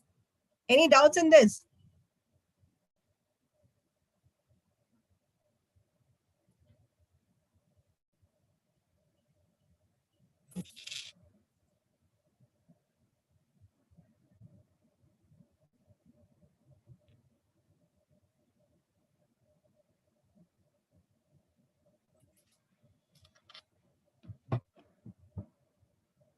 Okay, chalo.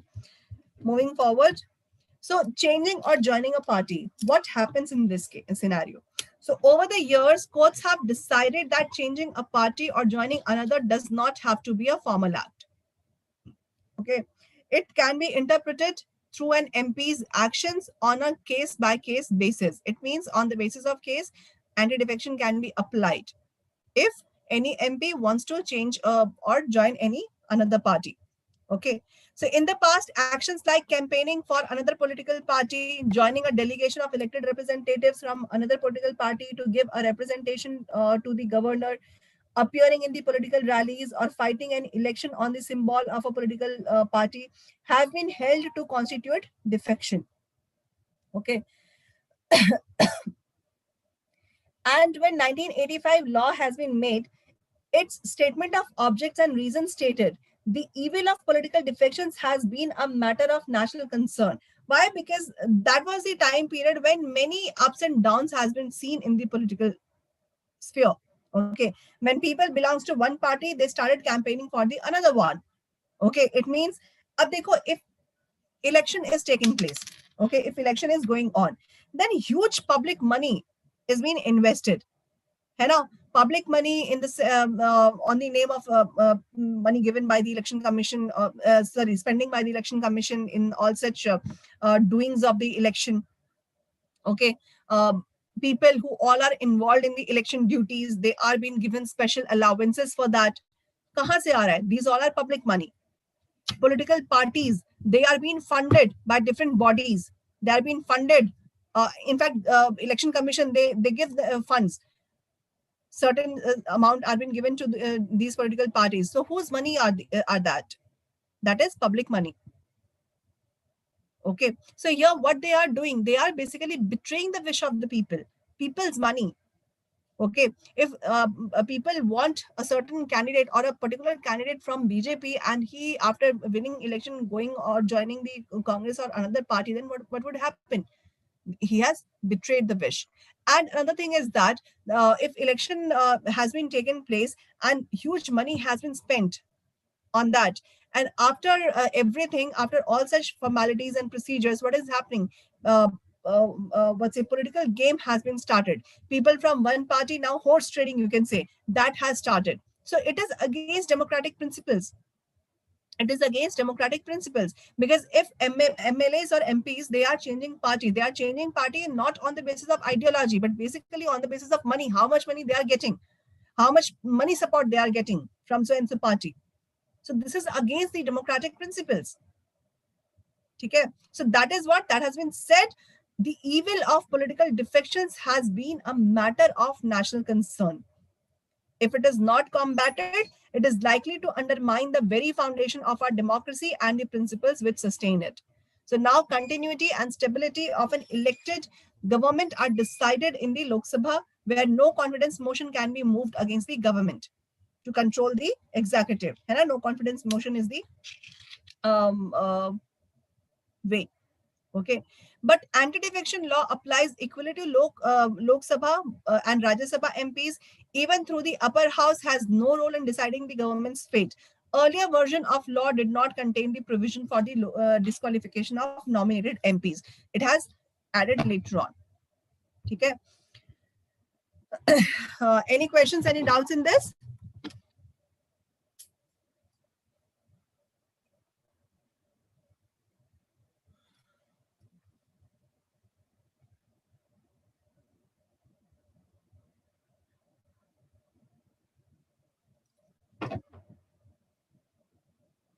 चलो सबको समझ में आ गया?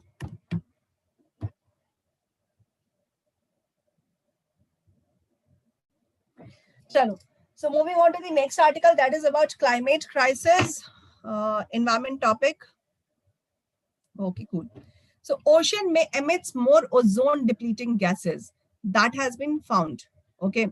So ocean may start releasing chlorofluorocarbons, that is CFC, which is a class of ozone depleting chemicals at a faster rate because of rising global temperature. That has been found in a recent study. Okay. Research which is carried out by scientists at Massachusetts Institutes of Technologies, Department of Earth, Atmospheric and Planetary Sciences, and published in Proceedings of National Academy of Sciences on 15th of March. Okay, so they centered on CFC 11, that is trichlorofluoromethane. That is another ozone depleting chemical, trichlorofluoromethane. Okay, these kind of questions basically UPSC asks in the prelims examination. So, and why it is happening? Because of change in the oceanic level. Why? Because of rising global temperature. So changes in the oceanic level of this gas has been shown to affect changes in the atmospheric concentrations. So everything is interrelated. If temperature would increase, it will have its impact on the ocean, and it will start releasing these ozone depleting chemicals. Okay, so researchers observe that oceans, which are a vast repository of gases, would emit CFC 11 by 2075. That then they absorb. Okay, they would emit detectable amounts of chemicals by 2130, and shift will occur 10 years earlier due to climate change. It means in the coming ages, in future, we'll see that oceans are also started depleting these ozone gases. Okay, ozone depleting gases or chemicals. So emission, and why ozone is important? Why ozone is so important that this has become one of the biggest challenge? Because ozone, which is in the atmosphere, okay, which is in the atmosphere level.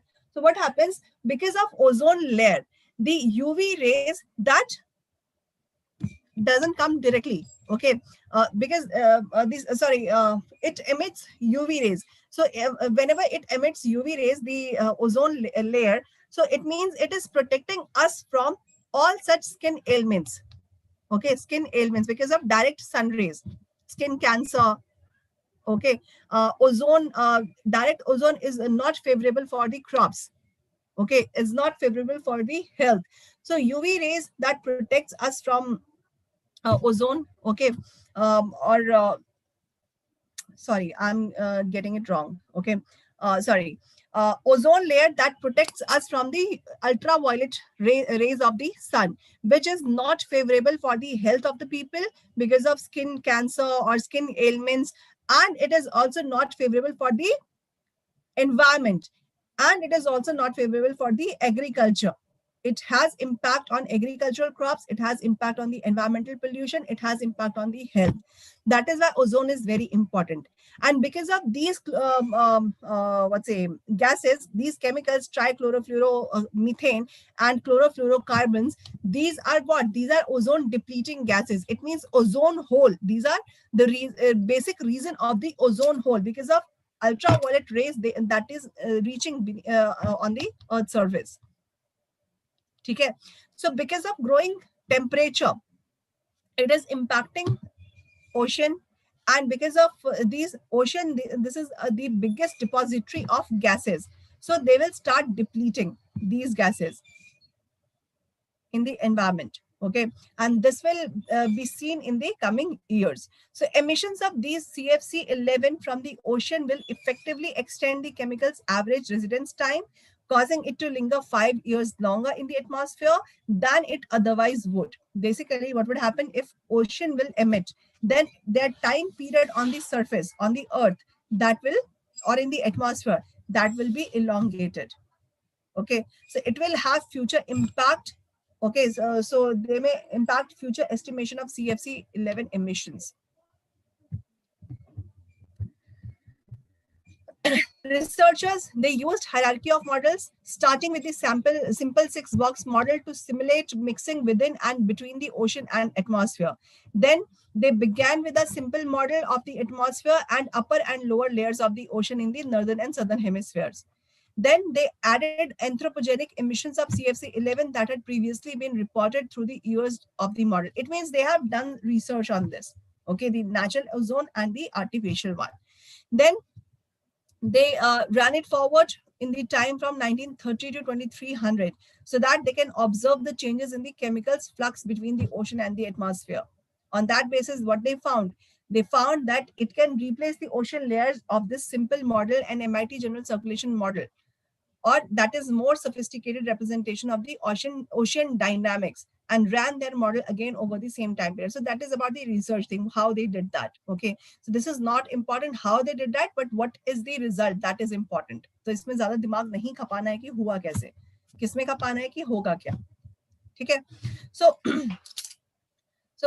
what they found that the level of CFC through the present day that matched with the recorded measurements from the ocean and atmosphere.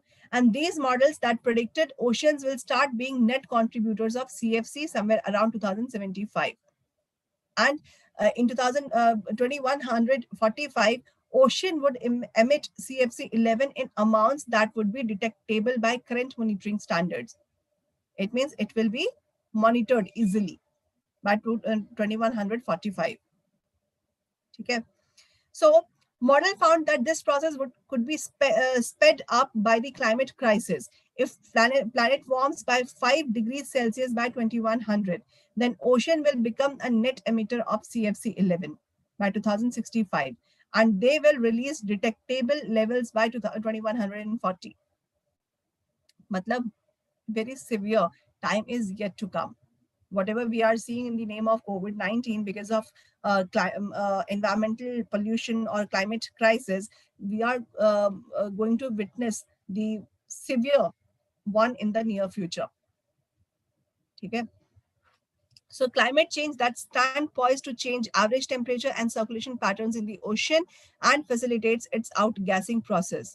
Climate change that is expected to start impacting ocean circulation pattern in the northern sphere first, and meaning outgassing will likely start here. It means in the northern hemisphere, it will have great impact of climate crisis in terms of rise in temperature, in terms of outgassing. Outgassing means what? Whatever gas ocean has holded, that will be emitted in the atmosphere.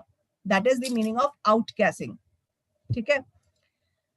CFCs, they are soluble when sea surface temperature are low. So when sea surface temperature is low, then they are soluble in the water, ocean water. And CFC are stringently controlled after 196 countries in the United Nations came together under 1987 Montreal Protocol to protect ozone layer. But CFC level coming out of the ocean will be high by the first half of 22nd century, as per the research. So new results may help scientists and policymakers better understanding sources of CFCs, which is now banned worldwide under Montreal Protocol.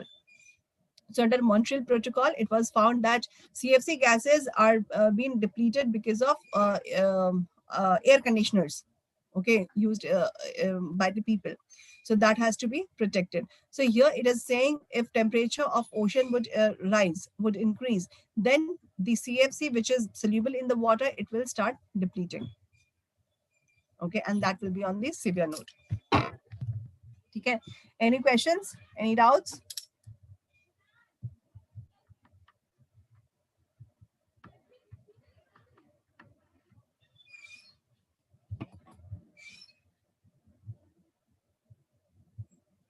Sure. Next article is about intellectual property rights. Okay, International Intellectual Property Index. So, annual edition of International Intellectual Property that has been released for this year. And India has been ranked 40 among 53 global economies in the 9th IP index. So that was the 9th edition of Intellectual Property Index. And India has been ranked 40 out of 53 global economies. Matlab, abhi bhi India's rank is lower. So, index is released annually by US Chamber of Commerce Global Innovation Policy Center. Okay, GIPC is the agency who has released this intellectual property index, and that is released and on the annual basis. So that evaluates intellectual property rights across 53 global economies on the basis of patent, commercialization of IP assets, copyright policies, and ratification of international treaties regarding intellectual property rights, regarding their sole authority or sole rights on any of the developments or any of the research. Okay. So as per the index, overall global IP environment had improved in 2020. Positive scores was increased in 32 economies of the 53 out of 53. India had been ranked 40th, and its score was 38.4 out of 100 on 50 intellectual property related indicators. So there are 50 intellectual property related indicators on on in these 50 indicators, India's score was 38.4 and its rank was 40. Okay. So overall score of India has increased from 36.4 percentage in 7th edition to 38.646 percentage in 8th edition. And among the BRICS countries, India registered the second highest growth in the 9 editions, while an overall improvement of over 13 percentage. So among BRICS countries, India is highest in the intellectual property index. Okay, jitna zyada rank, utna zyada higher rank. Okay. Now, India's performance, if we talk about, so that has improved in the past few years from 36 to now 38 point something, and country 38.4. So country has made several positive efforts which increased the score because of stronger enforcement efforts and precedent-setting court cases of copyright and trademark infringement. It means what? It means India has worked, okay, and it improved its intellectual property performance because they have made some efforts, some positive efforts, which increase the score because of strong enforcement efforts. And these strong enforcement efforts, that was in the case of arbitral, okay, or what's say that is about court cases, setting up of court cases of copyright and trademark infringement. So because of these easing out, their score has been improved. Concerns, what are those? So right holders in India, they still face substantive challenges because of patenting environment in which policy framework of India continues to deny patent eligibility to various innovations. Basically, whom patent are being given? Patent are being given for such innovations, okay, innovations, new innovations, if it takes place and this innovation is belongs to India or particular country, then intellectual property right is applicable. If anyone stole it, if anyone gets a copy of it, then that is the infringement of IP or copyright, you know. So concern is about that right holders in India, they are facing some challenges with respect to patenting environment. And what is that? So in that situation, the policy framework of India continues to deny patent eligibility to various innovations. It means many innovations, they did not get patents, okay, because of their strong rules or because of their strict rules. Okay. If intellectual property right I talk about, so that is a category of property that includes intangible creation of human intellect. Intangible, which cannot be touched upon. Okay, intangible creation of human intellect. Well-known types of IP are patents, copyrights, trademarks, and trade secrets. And modern concept of intellectual property developed in England during 17th and 18th century. And this IP became a commonplace in world's legal system in 20th century. Okay, so if any innovation is being done by India, that cannot be stolen by other country. If it does so, then that is a legal offense. Okay, so IP law, that is enforced to encourage creation of a variety of intellectual goods. Status of monopolies is regarded as origin of patent law, and British Statute of Anne is regarded as origin of copyright. Okay, that was the history of emergence of IP or intellectual property. Okay, so that is all about what you have to remember here, that who is the published agency of intellectual property right index. That is a US based US Chamber of Commerce Global Innovation Policy Center that publishes report on annual basis. India's rank has been improved because of its easing out of legal suit against copyright violations and infringement. Okay, and India's rank is 40 and its score is 38.4, and they have improved. India has improved its ranking. Okay, so that's all about this article. Any questions you can ask?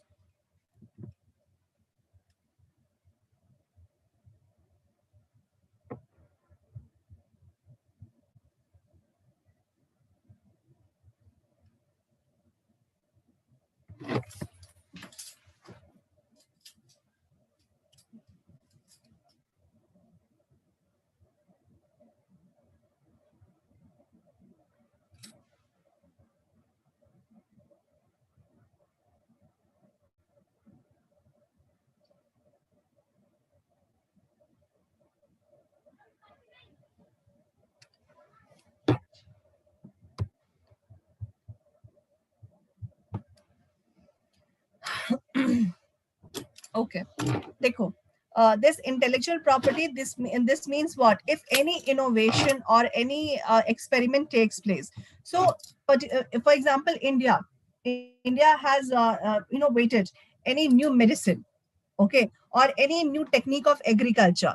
It means that is the patent of India, that this belongs to, this innovation or this development belongs to India only. If any country, if they copy the same technology and they say that this is the indigenous in what say this innovation belongs to them, then that will be a violation of intellectual property right of India. Okay, intellectual property means what? Nahi, that is another thing. Geographical indication is another thing. Okay, GI is not the same. Intellectual property would only takes place in the name of innovation. मतलब किसी भी field में, in medical sense, in surgery, in agriculture, in technology, if you come up with the new innovation, if you, for example, see, if I talk about corona vaccination, in the corona vaccination, all the countries, they are fighting against corona, and they were in the innovation of vaccine development. Okay, and we have seen that many countries who have, for example, Britain or UK, you can say, so if they have already done such innovation, or they have already done such experiment on the vaccination, then that experiment that belongs to UK. Okay, it means they are having their intellectual property. Intellectual means what? That is the intellect, that is based on the intellect. Innovation, that is based on the intellect. And intellect means their brain capacity of such experiment. Okay, so here in that sense, this particular experiment of corona vaccination, that belongs to UK. Now this is the will of UK, if they want to share this to any country or not. If they do not, that none of the country can copy their technology, none of the country can copy their innovation, because they have applied intellectual property on that. It means this particular experiment, that belongs to them. Okay, so India, in case of India, if I talk about India, has improved its ranking because of innovation, the experiments taken place in India, and because of easing out of the legal suits if copyright violation or infringement takes place. So because of these reasons, India has improved its performance. Okay. So here, what you need to understand, you need to remember the agency which publishes this report, the rank of India, why India's rank has been improved. Okay. So that is all about this. GI is another thing. GI का मतलब क्या है? देखो geography, इसका नाम समझो. Geographical indication मतलब it is a particular materialistic thing. Okay, materialistic one. मतलब कोई एक, for example, beetle. For example, any fruit, any tree. Okay, so that is what geographical, because geographically that particular thing or particular material has become an identity of any place. Okay, that is a natural one. But here intellectual property, that means that is related to the innovation. It means it is a human made effort, intellect of the people. Geographical means the natural one. Okay, who has asked this question? बिल्कुल. So geographical indication होगा, that is a natural occurrence of any material. कोई भी any fruit, food crop, yeah, basmati is there, banana, then what was there, turmeric. Okay, so these are what? These are natural occurrence commodities. But if I talk about intellectual property, so this means the human efforts which has been taken, okay, which has been taken place in the development of anything. Bilkul, that is the meaning of intellectual property. It means this particular company, they have involved in the innovative idea. For example, देखो what happens in any organization or corporates, you would see there are certain projects called lean project. Lean project मतलब क्या कि whatever daily work you are doing, so you have innovated a new technique so that you can work your daily course, and that daily course would take lesser time. तो इसमें क्या हुआ? That is your that is on the basis of your intellect. You have invented or you have innovated a new idea that now going forward you are going to take less amount of time to complete the same job what you used to do in the earlier time. ठीक है? So that becomes your intellectual property, that nobody can take up your innovative idea. This is your idea on your name. If you want to share it with others, then after no objection, you can share it. Okay? That is the meaning of this. Now, indigenous medicine intellectual property. Dekho, if this indigenous medicine is development जो होगा वो indigenous होगा. Whether the technology of making this indigenous medicine is of your own or not, that is the point. If you have developed this indigenous medicine on the basis of new innovation of your own, okay, then it will be your intellectual property. Innovation, what I'm telling the word intellect, innovation. Innovation कैसे होगा? Intellect level पे. Intellect is human mind. ठीक है? मतलब देखो, you all are UPSC aspirants. सबको हिंदू पढ़ने में बहुत घंटे लग जाते हैं, 3 घंटा 4 घंटा लग जाता है. But Deendayal, for example, you would come up with an innovative idea and you will try to minimize the time period what you used to take in the reading the Hindu. तो क्या होगा? वो जो idea है that is of your own, your on the basis of your intellectual. So उसको अपना intellectual property बना लो, for example. Okay, that you have innovated this idea. That is an example. उसको seriously मत लेना, but to simplify the term. ठीक है? चलो. और कोई confusion?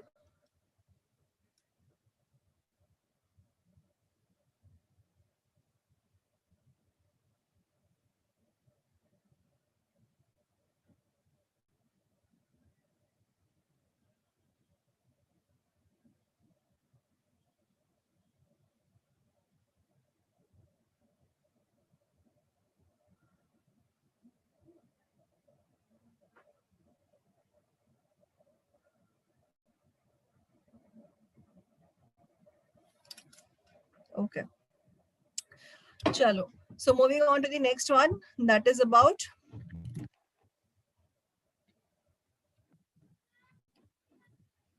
double mutant virus. Basically, coronavirus is going on. World is facing this pandemic together, coronavirus. So what happened? Double mutant virus has been found. So Health Ministry has confirmed about this double mutant coronavirus variant that has come with the combination of mutations that has been found in India. Mutation means what? What do you understand by mutation?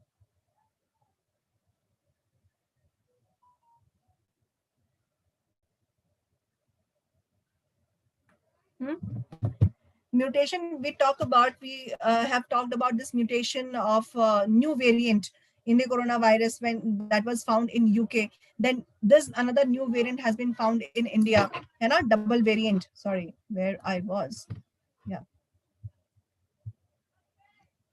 bilkul change in the DNA pattern. Okay, yeah, change in the sequence of DNA. So basically, so what happened? Mutation takes place. Okay, mutation of cells takes place, and here, Health Ministry has confirmed double mutant coronavirus variant. Okay, the scientists they are checking if this has increased the infectivity or is making COVID-19 more severe. So double mutation is there, but here what is need to understand, what is the concern? Concern is that whether this new mutation or the double mutation that is more infectious or not, or whether it has made COVID-19 more severe, okay, or not. It has it is need to understand the impact on the COVID-19 cases, the impact of the COVID-19. Okay, so genome sequences of virus sample by Indian SARS-CoV-2 consortium on genomics, that is a consortium of 10 labs in India. They have revealed the presence of two mutations, and these are mutations E484Q and L452R in some 200 virus samples from Maharashtra, Delhi, Punjab, and Gujarat. So these are those places where many new cases has been seen: Maharashtra, Delhi, Punjab, and Gujarat. So there it was found two new mutations, double mutations in the new samples. So if we talk about this double mutant variants, so two mutations have been identified individually in other variants of SARS-CoV-2 in several parts of the world, and they have been associated with reduction in vaccine efficacy and infectivity. Combined effect and biological implication of the variant is yet to understand. It means scientists have to find it out. What are the possible implications of these variants? But if we talk about vaccine efficacy, so India has not conducted studies on efficacy of vaccine that is influenced by variants, and international studies have shown reduced efficacy of vaccines like Pfizer, Moderna, Novavax on some variants of SARS-CoV-2. Basically, efficacy means what? That is the effectivity of the vaccination. Okay, if new mutant has been found, so it needs to understand, it needs to analyze whether it is effective, the vaccine is effective on those new mutant or not. Because after so much experiments, so many experiments, what happened? Vaccination of corona comes into the market. Okay, and that experiment has taken place on the basis of the coronavirus, okay, which was present earlier. But after mutation, it needs to analyze, it needs to study whether new mutation is being curable of this vaccine or not, or whether it will workable or not. That is the meaning of vaccine efficacy, the effectivity of vaccination on the new variant. Okay. Variants of concerns, what are those? So three global variants of concerns: UK variant, South African variant, and Brazilian variant. These are what? These are lineage of viruses. So that have been identified across the globe.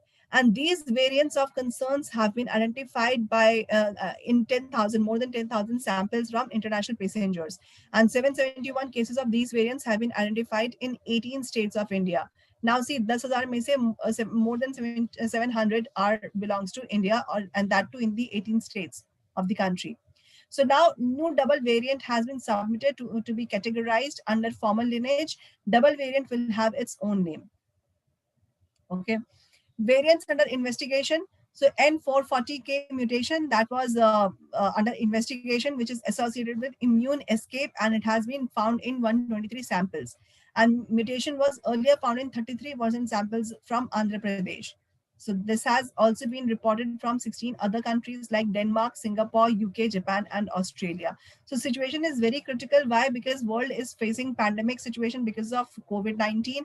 And now if new mutation would take place, then it is going to be difficult for the countries to control further mutations.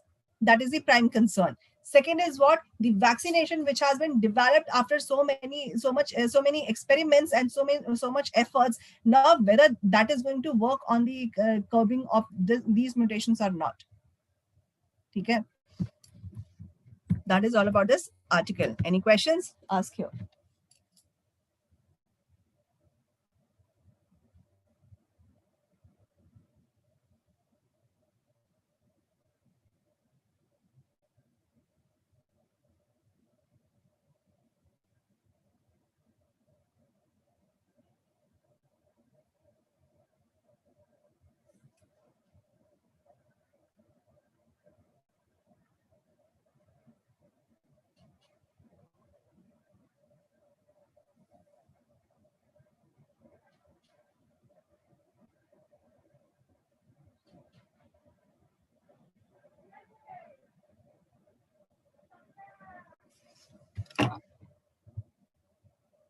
No. Now next article we are moving on to, that is about Permanent Indus Commission to meet in New Delhi. Okay, first you need to understand Indus Water Commission or Indus Water Treaty. So this Indus Water Treaty, that was on the usage of the water of Indus. Okay, Indus and its tributaries. How many tributaries are there? 5. Okay, Indus, Jhelum, Chenab, Ravi, Satluj, Beas. Okay, Indus and its 5 tributaries. So the distribution of water of these Indus and its tributaries between India and Pakistan. So issues emerged because of hydrological projects. Okay, and because of water sharing. So and because in this region, that is what they are very fertile. And if any hydrological projects takes place, then fertility because of water or the irrigation purpose, the water usage, so that becomes a prime concern between the countries. And India and Pakistan, if I talk about, no, Dindal, it is not what's say known regarding the vaccination. How many years they are going to protect? Basically, it has been said that this vaccination, it will not help to curb out the cases, but it will help to build the immune system of the people. Basically, if I talk about COVID-19 cases or any virus borne disease or bacteria borne disease, basically, what is the curbing point, or how you can curb yourselves from these diseases, or you can curb the effect of these diseases if you have strong immune system. Okay, so these diseases, these are going to protect you, but not 100%. What's a threat or danger, sorry, threat is the right word. So threat of getting infected, that is there, but it will help you somehow or somewhat to curb those infections. Okay, with the help of strong immune system. So how many years they are going to protect, it is not clear. Bilkul immunization. Okay.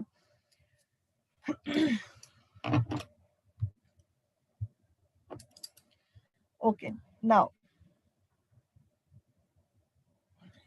where was I? Yeah, Indus Water Commission. So Indus Water Treaty, with the help of World Bank, or with the World Bank's intervention, Indus Water Treaty has been signed between India and Pakistan. Okay, and now what is happening? A permanent Indus Water Commission has to be made. Okay, so they are going to meet in New Delhi.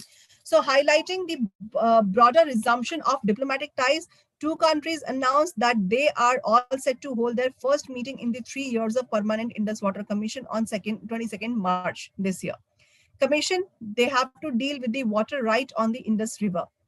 It means how much water these countries can use. Okay, Permanent Indus Commission, which was set up under Indus Water Treaty of 1960, will meet on 23rd March and 24th March in New Delhi. So they have already met.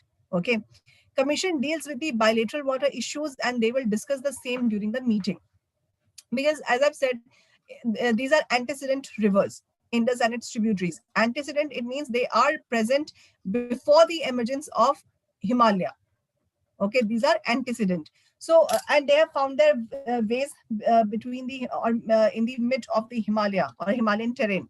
Okay, so whatever pebble and boulders they are carrying with the water flow, and whenever they are going on the plains, so in the plains they are carrying deposits or siltation. So these deposits and siltations, these are helpful for the cultivation. Okay, they are having fertility.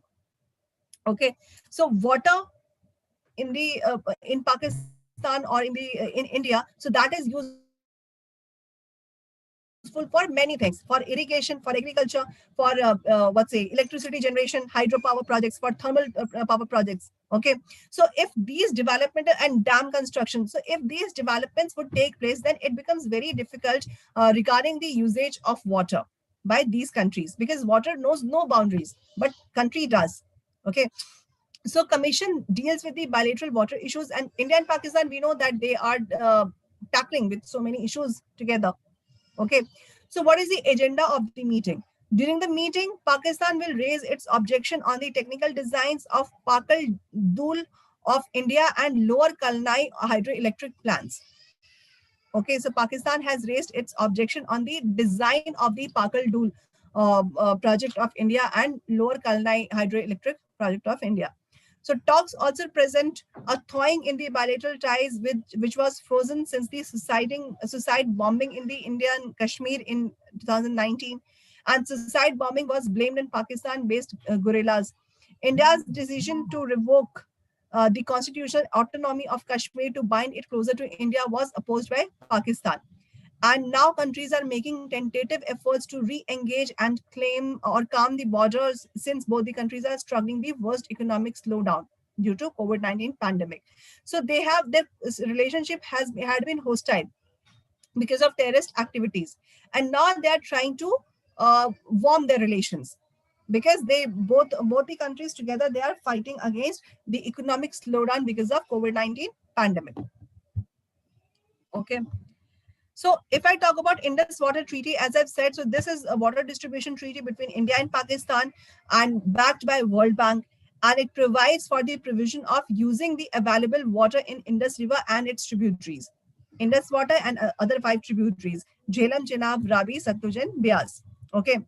It has been signed by Indian Prime Minister, the then Prime Minister Jawaharlal Nehru and Ayub Khan in 1960. It provides control over the waters of 3 eastern rivers, namely Beas, Ravi, and Satluj. Okay, it means Indus, Jhelum, Chenab. On these rivers, the water in these rivers, Pakistan can use it. Okay, and the eastern rivers, Beas, Ravi, and Satluj. So on these rivers, India's claim has been given under Indus Water Treaty.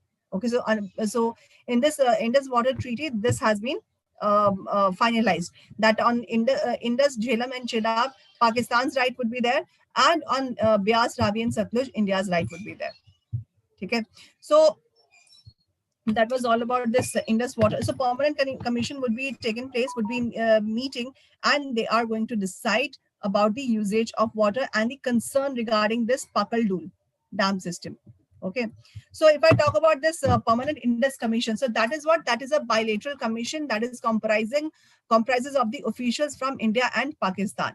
And this commission had been created to implement and manage the goals and objectives. If also it also outlines the agenda of Indus Water Treaty. It means regarding the share the water usage of these rivers. Okay. Now, if I talk about this Pakal Dul Dam, then that is the under construction one. That is under constructed dam, concrete face rock fill dam. Okay, so rock fill would be there, and it is being constructed on Maru Sadar River. That is the tributary of Chenab River.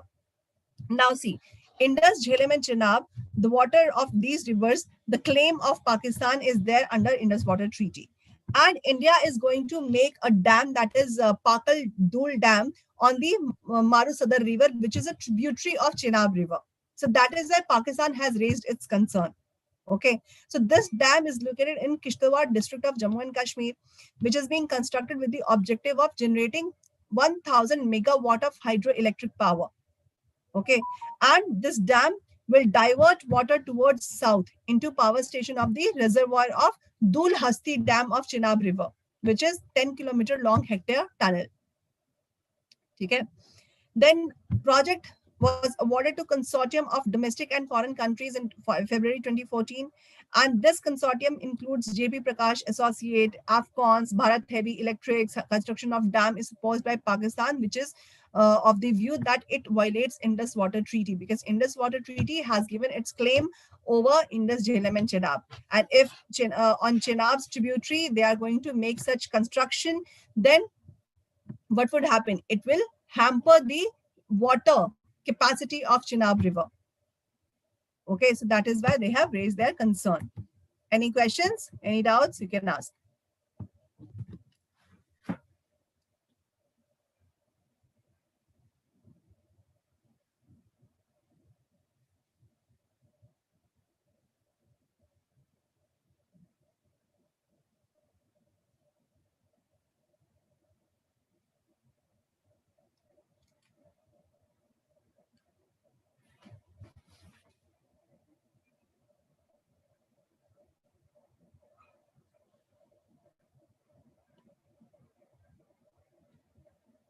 Any questions?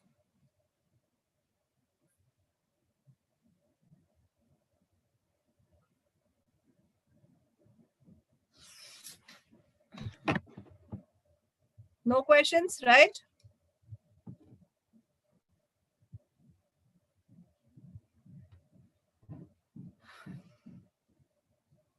Acha. Dekho. India and Pakistan, they have already signed Indus Water Treaty in 1960. Okay, during Prime Ministership of Jawaharlal Nehru and Ayub Khan of Pakistan. Okay, under this Indus Water Treaty, they got that was backed by World Bank. So World Bank intervened into it, and in the presence of World Bank, they signed this treaty. So this treaty says that on Indus, Jhelum, and Chenab, Pakistan's claim would be there on the water of Indus, Jhelum, and Chenab. And Satluj, Beas, and Ravi, these are eastern rivers. So India has its claim on these rivers. It means all such developments or construction of dam or hydroelectric power that can be done by India on these three rivers, Beas, Satluj, and Ravi. Okay. And on the other Indus, Jhelum, and Chenab, Pakistan's claim is there. So Pakistan, whatever wants to do, they can do that.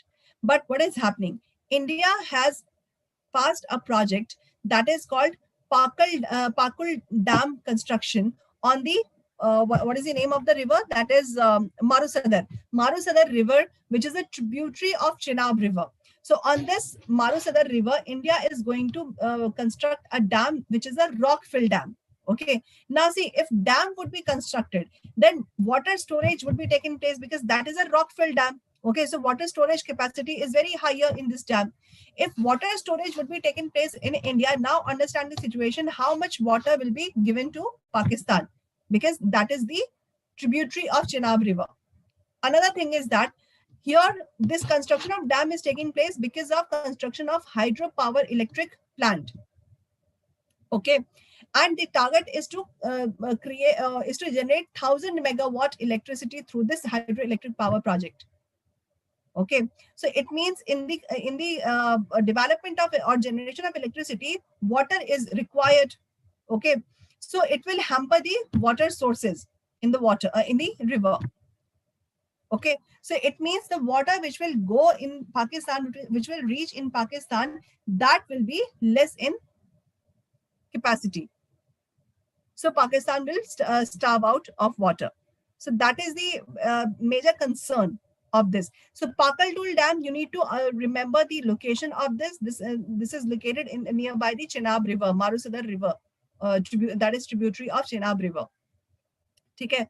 Why they are making it? Because of construction of 1000 megawatt electricity, a generation of 1000 megawatt hydroelectric power.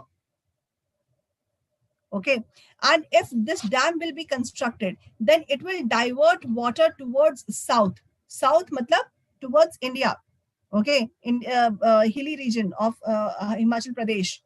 Okay, so towards south, it will divert the water. It means water diversion would take place. That means what? That means water in the Chenab River will get reduced. Okay, so here Pakistan is saying that is violation of Indus Water Treaty. So that is why this permanent Indus Water Commission has to be constituted, and they are going to meet. They have met already. So they have met, and they have discussed the issue, what has to be done.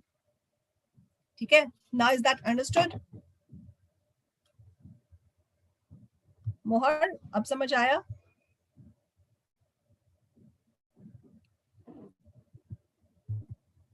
चलो. Next is about cabinet approval for India Japan MOC on water resources. Okay, so Union Cabinet has given its approval for memorandum of cooperation that has been signed between India and Japan for bilateral cooperation in the field of water resources. So this cooperation will help in increasing exchange of information, knowledge, and technology for water cooperation. Okay, so for water resources, what information they would require, then knowledge means how the technology has to be used, and the technology through which the cooperation will be taken place. So according to the official statement, memorandum of cooperation was signed in between Department of Water Resources, River Development and Ganga Rejuvenation under Ministry of Jal Shakti, and Water and Disaster Management Bureau under Ministry of Land, Infrastructure, Transport and Tourism of Government of Japan. So Government of India say Ministry of Jal Shakti hai, and from Government of Japan, Ministry of Land, Infra, Transport and Tourism is there. Okay, so they have signed this cooperation for the water resources. What is the significance of this cooperation? So this signified with the objective of developing a long-term cooperation in the field of water and delta management. Water, the resources of water, and delta, because delta is the region of high fertility. Okay, so that will help in developing cooperation in the field of water technology, usage of water for the production, for the construction. Then cooperation would increase exchange of knowledge, technology, and information. It will help in exchanging scientific allied experience and implementation of joint projects between both the countries. And it will also help in achieving water security, improved irrigation facility, and sustainability across the water resources development. That these are significance of this cooperation. Okay, so that is all about this article. बहुत simple article है that they have joined, they have signed this cooperation, and this cooperation will help to share knowledge, technology, and information on water resources. Okay, and what is the result of that, or what is the objective of this? Objective is regarding water security, because of what's a growing population and environmental threat. Water security is required, so technology is needed for that. Then improved irrigation facility and sustainability. So water sustainability of water is also required, and obviously irrigation facility has to be improved for the increased production. Okay, so that is all about this article. Now, next article, that is about Social Justice Ministry, who has launched Poshan Abhiyan for elderly people. Okay, we have seen Poshan Abhiyan has been started for women and children. Okay, but here for elderly has also been launched by Social Justice Ministry. So Ministry of Social Justice and Empowerment is aiming to launch Poshan Abhiyan for the elderly to provide nutrition support, because these elderly, they are those section of the society who are economic dependent. Okay, economically they are dependent on other people, and because of lack of salary, because of lack of job, what they would what they are facing nutrition, lack of nutrition. So this is and their medical expenditures are been increasing. Immunization has been hampered, and we have seen the situation during COVID-19 that most of the elderly, they were prone to virus. Okay, so for them, nutrition support has been started, and this has been done by Social Justice and Empowerment Ministry. Okay, so under this mission, support will be provided to indigent elders who are not staying in the old age homes and victims of malnutrition. It means those elderly who are staying at their homes, but they are running lack of livelihood and money. Okay, they are not living in any old age homes. So in that situation, they need proper protection and proper care.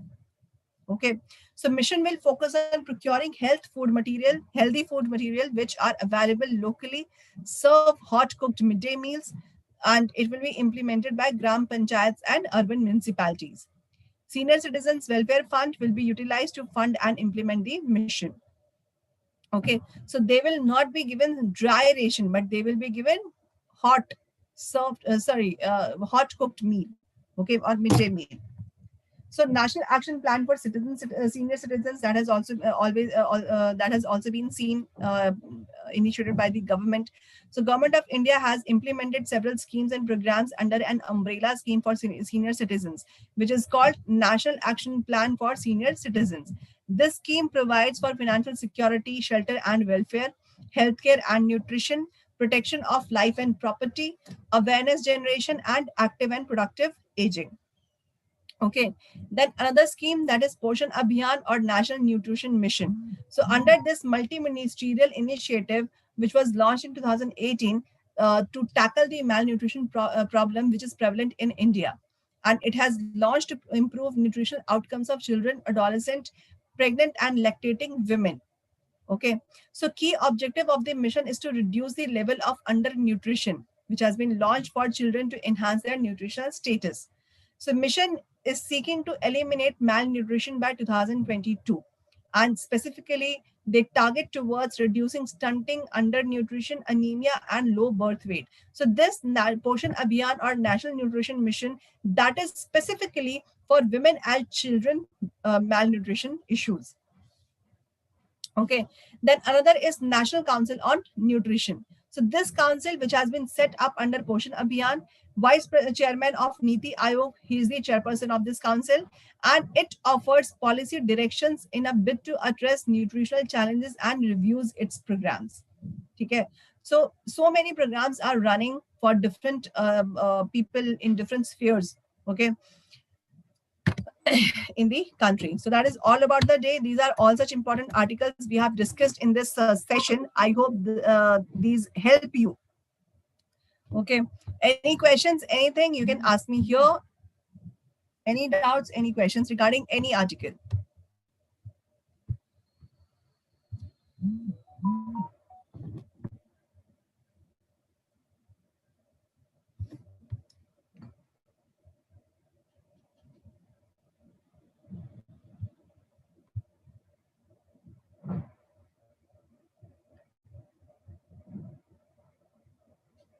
अच्छा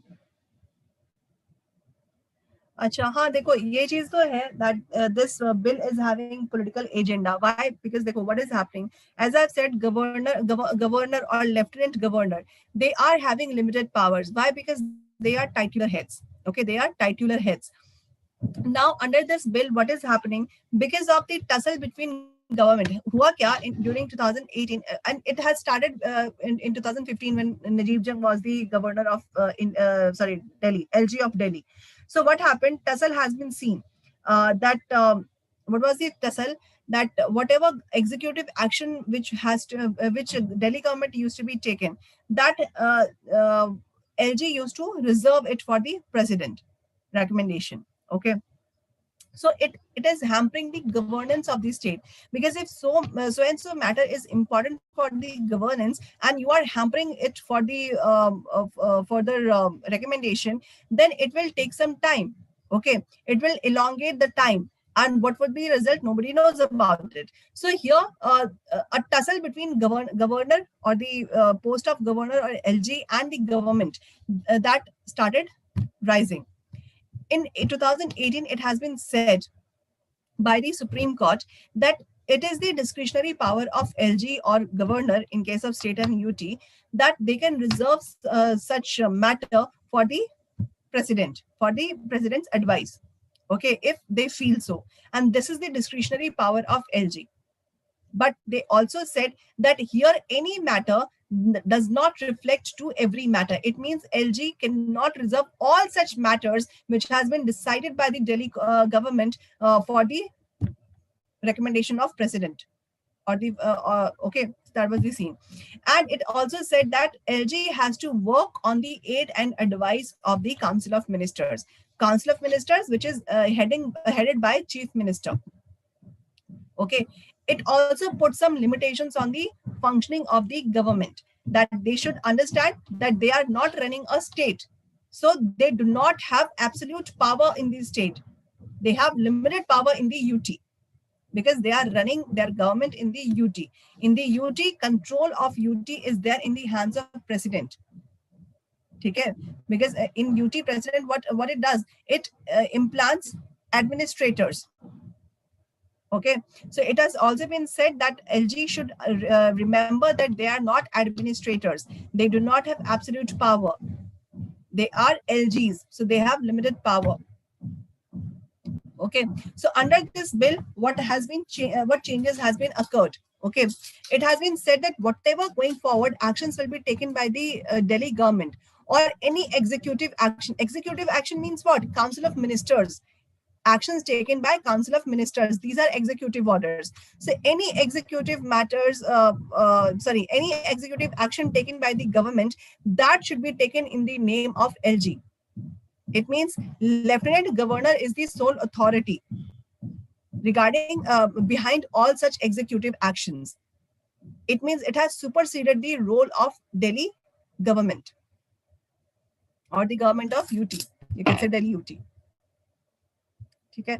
So yes, it is having it's okay, I'll provide the notes. So it is having political agenda behind that. That is why it is in the discussion, and it has passed by both the houses. Why? Because majority of government is there in both the houses, whether in the Lok Sabha and Rajya Sabha, opposition is not there.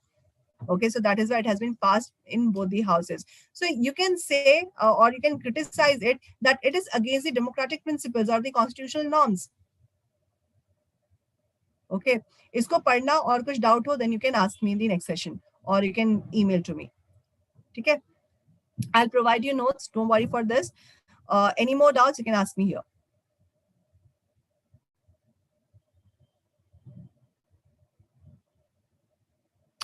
7 March, current affairs not uploaded yet. Nahi, it has been uploaded. I have shared all such notes.